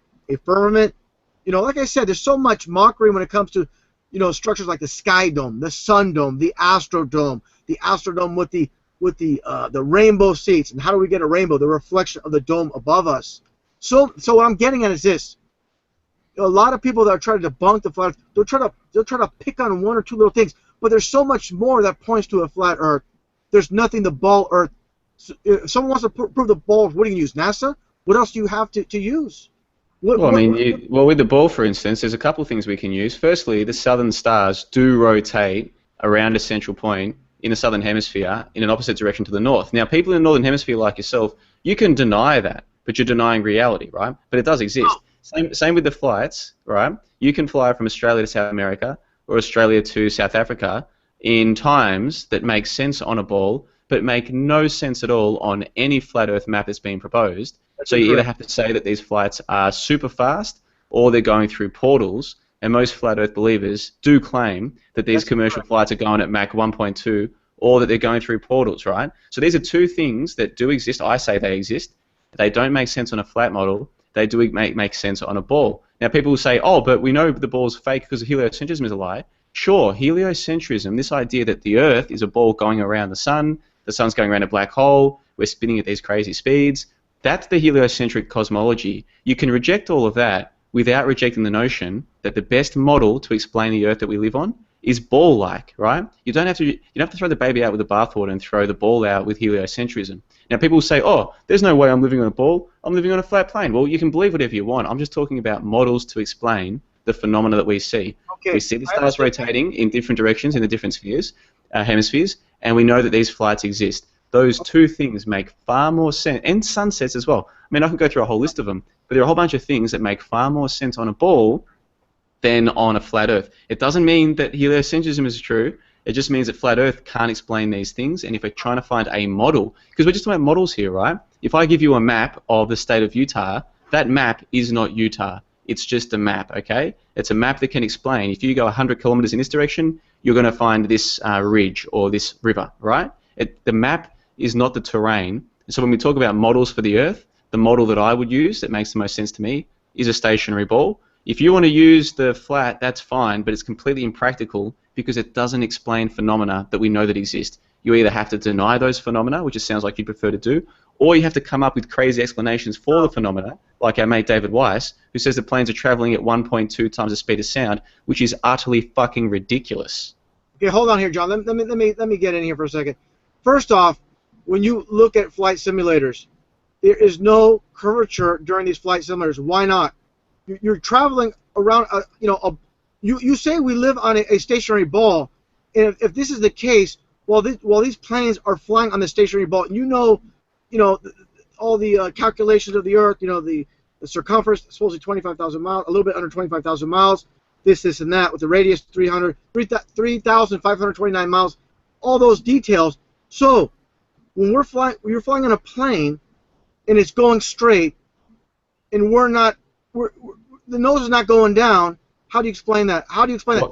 Also, why would you expect the nose to go down, though? Like, people seem to have this idea that a plane flies in a very direction of wherever its nose is pointing, but that's not true, and you can prove this to yourself right now just by Googling angle of attack. There's always a difference in the angle between the way that the plane is actually flying and where its wings or its nose are pointed, and that's because the reason a plane is flying isn't because it's pointing in a direction, it's because of lift, and the lift comes from the wings, right? The Bernoulli principle, these sorts of things. So a plane going at a certain speed will be traveling sort of between the Earth. The distance from the altitude of the plane will be dependent on things such as the speed of the plane, not just the pitch of the nose. Do you see what I'm saying? So when people say, oh, the plane's nose isn't pointing down, the plane's nose has to point down for the plane to come down in elevation, get these people just to go to an airport or just near an airport and look at planes when they're landing. You know what I mean? A plane does not have to point its nose down to decrease in altitude. But even if it did, these people are trying to suggest that to maintain a steady altitude, it would have to point its nose down around a ball. But just get them to draw it on a piece of paper and get them to explain to you, hold on, why do you think the plane's nose ever has to point down, even just to maintain its altitude? It's utter nonsense. No, it's because it's very simple that, at 60 miles, suppose the curvature of the Earth is almost a quarter mile. That's a great distance when you go over if you're flying from, for example, if you're flying from, say, LAX to New York or Florida, you calculate how many miles down are you going down a ball. You're not, listen, the flight simulators, you hear the instructor, keep the plane level, keep the plane level, keep the plane level. What don't you get about that? Keep the plane level. You understand? Quarter mile. Who says they keep? Who's telling you they keep the plane level, and level to what? Flight simulator. The instructor's telling the student, keep the plane level. Level to what though? Like the Earth below them is level. Yeah, exactly. The ground's below them, and so the ground below them isn't curved. Just hear me out here. The ground below them is not curved. If you go outside right now, the ground is not curved like a ball because we're talking about distances that are too great here. So at any given time, even if the plane was flying above a ball, at any given time, that plane can be level relative to the ground below it, can't it? And it doesn't need to point its nose down to do that. It just has to maintain its altitude. And to maintain its altitude, people have this idea that pilots fly level, to use your terminology, just by pointing the nose at the horizon. They seem to ignore the fact that pilots actually use the altimeter, one of their 6 main instruments in their plane, to maintain level. When they say maintain their level, they just mean maintain the same altitude, right? So it's not even about which direction they point their nose. You're twisting what they're saying. They're saying keep the nose up, keep the plane level, keep the nose up, keep the plane level. Watch these flight simulators. Watch these instructors tell these these student pilots to keep the plane level, keep the nose up. Don't keep Bottom line is this: when you talk about flight paths, you can go to Flight Radar 24 and you can see these. There's no flights from South Africa to Australia. No flights from Rio de Janeiro. There are. I've taken one, RV. I flew from Johannesburg to Perth in 2010. Are you seriously denying the existence of flights in the Southern Hemisphere between Africa and Australia? Direct flights. You're denying that they exist. Because they don't show. Let me explain this to you. So, they have these supposed bogus flights that you're claiming you flew on, but you're sitting in a plane. You're sitting in this tube, with these wings, and you're just taking their word for it that you're taking that route. But the bottom line is, they can make up any numbers they want, just like they did for the fake ball Earth. They can throw any. Listen to me. You really believe the radius of the Earth is 3,529 miles? That's it? So from the surface to the core is 3,529 miles. You buy that? That's the official. That's what science says. Do you buy that? I don't know what the radius of the Earth is. That's the radius. See, you don't know all the facts. That's why you come to wrong conclusions. No, like you're asking me, do I believe that I know the radius of the Earth? Of course I don't know the radius of the Earth, but neither do you, even on your belief system. No, you don't know the radius of your Earth. You don't even know the distances between the continents, right? How can you fly from... Listen to me. Listen, I need to explain this. The so-called flat Earth map, that's probably disinfo as well as far as the proportion of the land masses, But it's basically a flat plane. So they're gonna emit, like with the UN logo, the UN flag, it's a flat Earth model with 33 segments, So they're gonna give us partial truth, but only the truly enlightened are gonna know the real size of the continents. So they're gonna might spill out, yeah, the Earth is not a ball, but it's flat. But even then, we're not gonna even know as the truth of the flat Earth. We're still not gonna know the absolute truth of the continents and all these facts.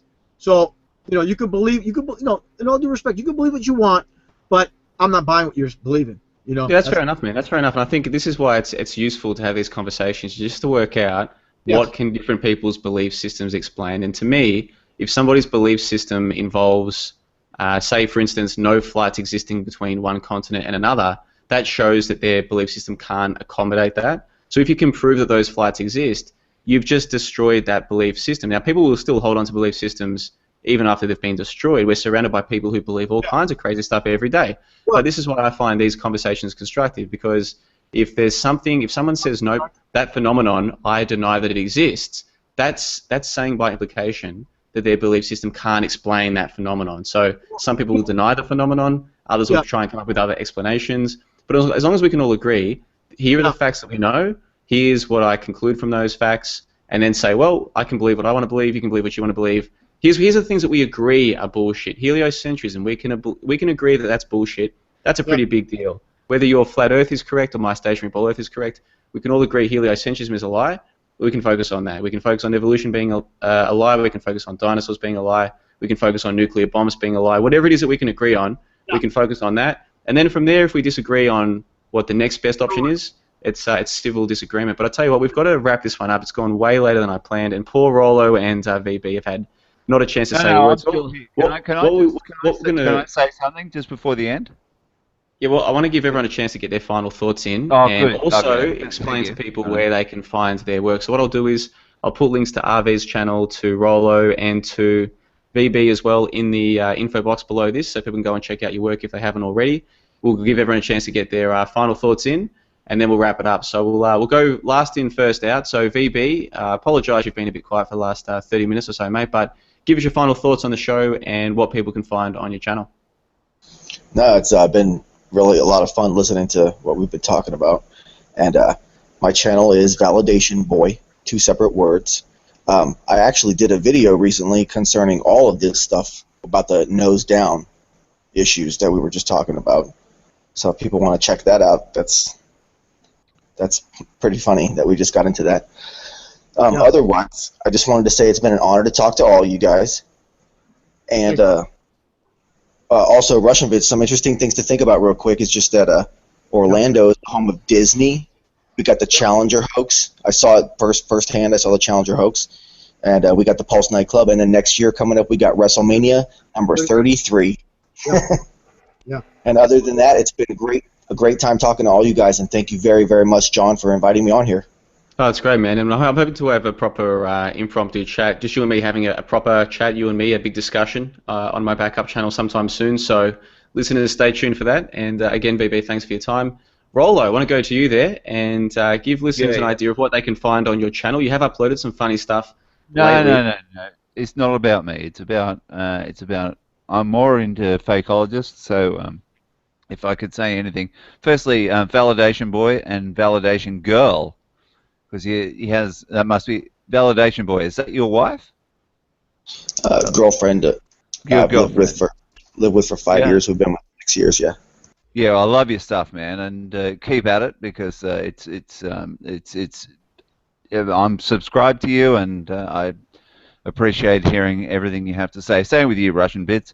And look, I'm going to be on air on 7 p.m. Eastern on fakeologist.com. All you have to do is download to your app or to your computer a thing called TeamSpeak and type in fakeologist.ddns.net.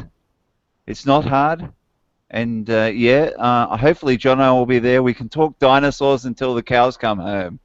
And the flat earth or the ball earth or the concave or the pear-shaped earth until the cows come home. So I'd enjoy to do that. But basically, the site is mostly about 9/11. 9/11 hoax. The hoax that was 9/11. So that's where he is. I'm talking about Aberrado, the guy that runs the site.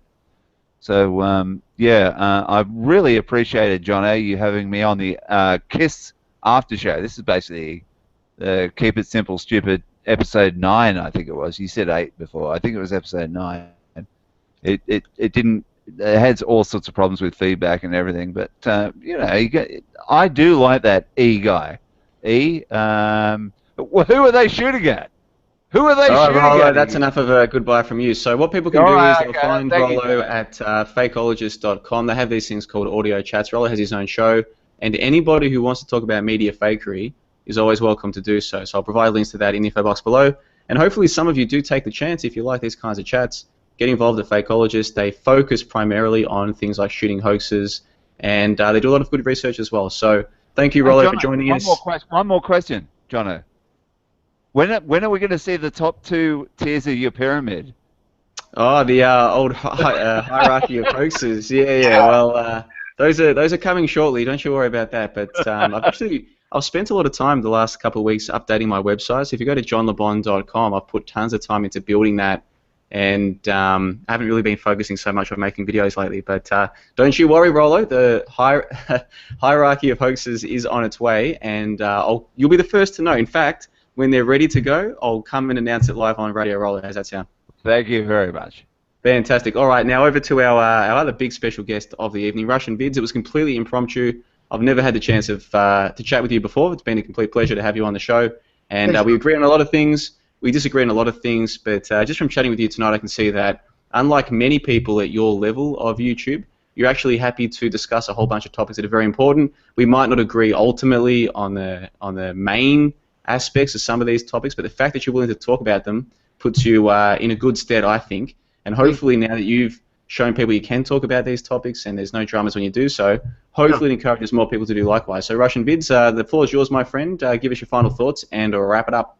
Thank you so much, John. And as always, no two people are going to agree on anything. So, I get a little bit, if I sound like I'm upset, whatever, this is just my nature. I'm like this with everybody. So I'm not picking on you or anybody else. I'm just a little bit volatile when I speak and I have discussions. Just with PK, me and PK are good pals, and we go at it all the time. But after it's done, and we just carry on. But yeah, the bottom line is, like I said, in this world full of deception, whatever they tell us is the absolute opposite, and it's that simple.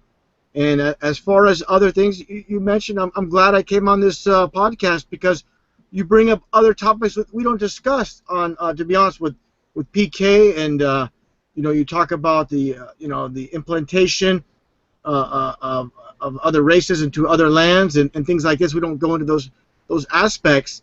And as far as the ball Earth or flat Earth, people are going to believe what they want to believe. But the digger you deep, the more you're going to realize. Again, whatever they tell us, it's the exact opposite.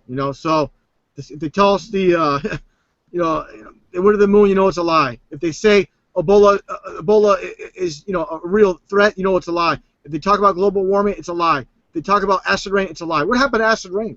We had acid rain, this big threat in the 80s. It's gone. It just disappeared, walked off the face of the earth. And now Ebola. Then everybody's freaking out. And this is all about this is how they control us: divide, conquer, and definitely talking about the ball Earth and flat Earth. It's definitely divide and conquer. But again, just like 9/11.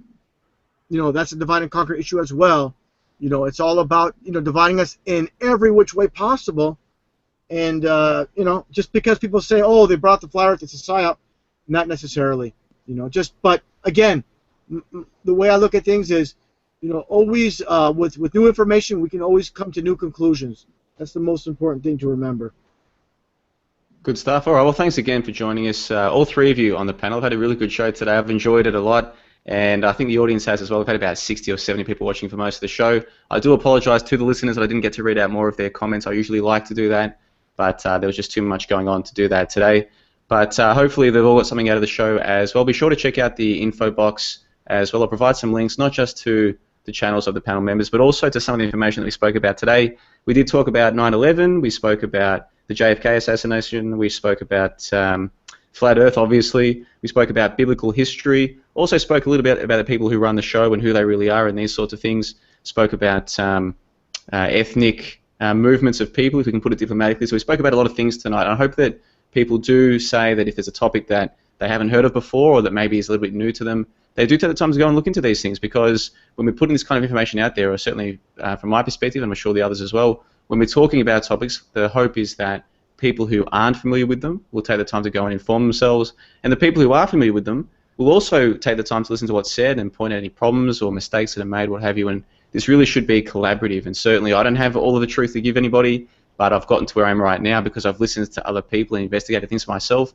And I do hope that this show can encourage more people to look into things for themselves as well. So I'm going to wrap it up right now. This has been Impromptu Chat 7 on the 17th of June 2016. Huge thanks to Rollo, huge thanks to VB, and of course to Russianvids. And we'll see you all on the next episode. But for now, this is John the Bond signing off. So please, until next time, guys, take care of yourselves.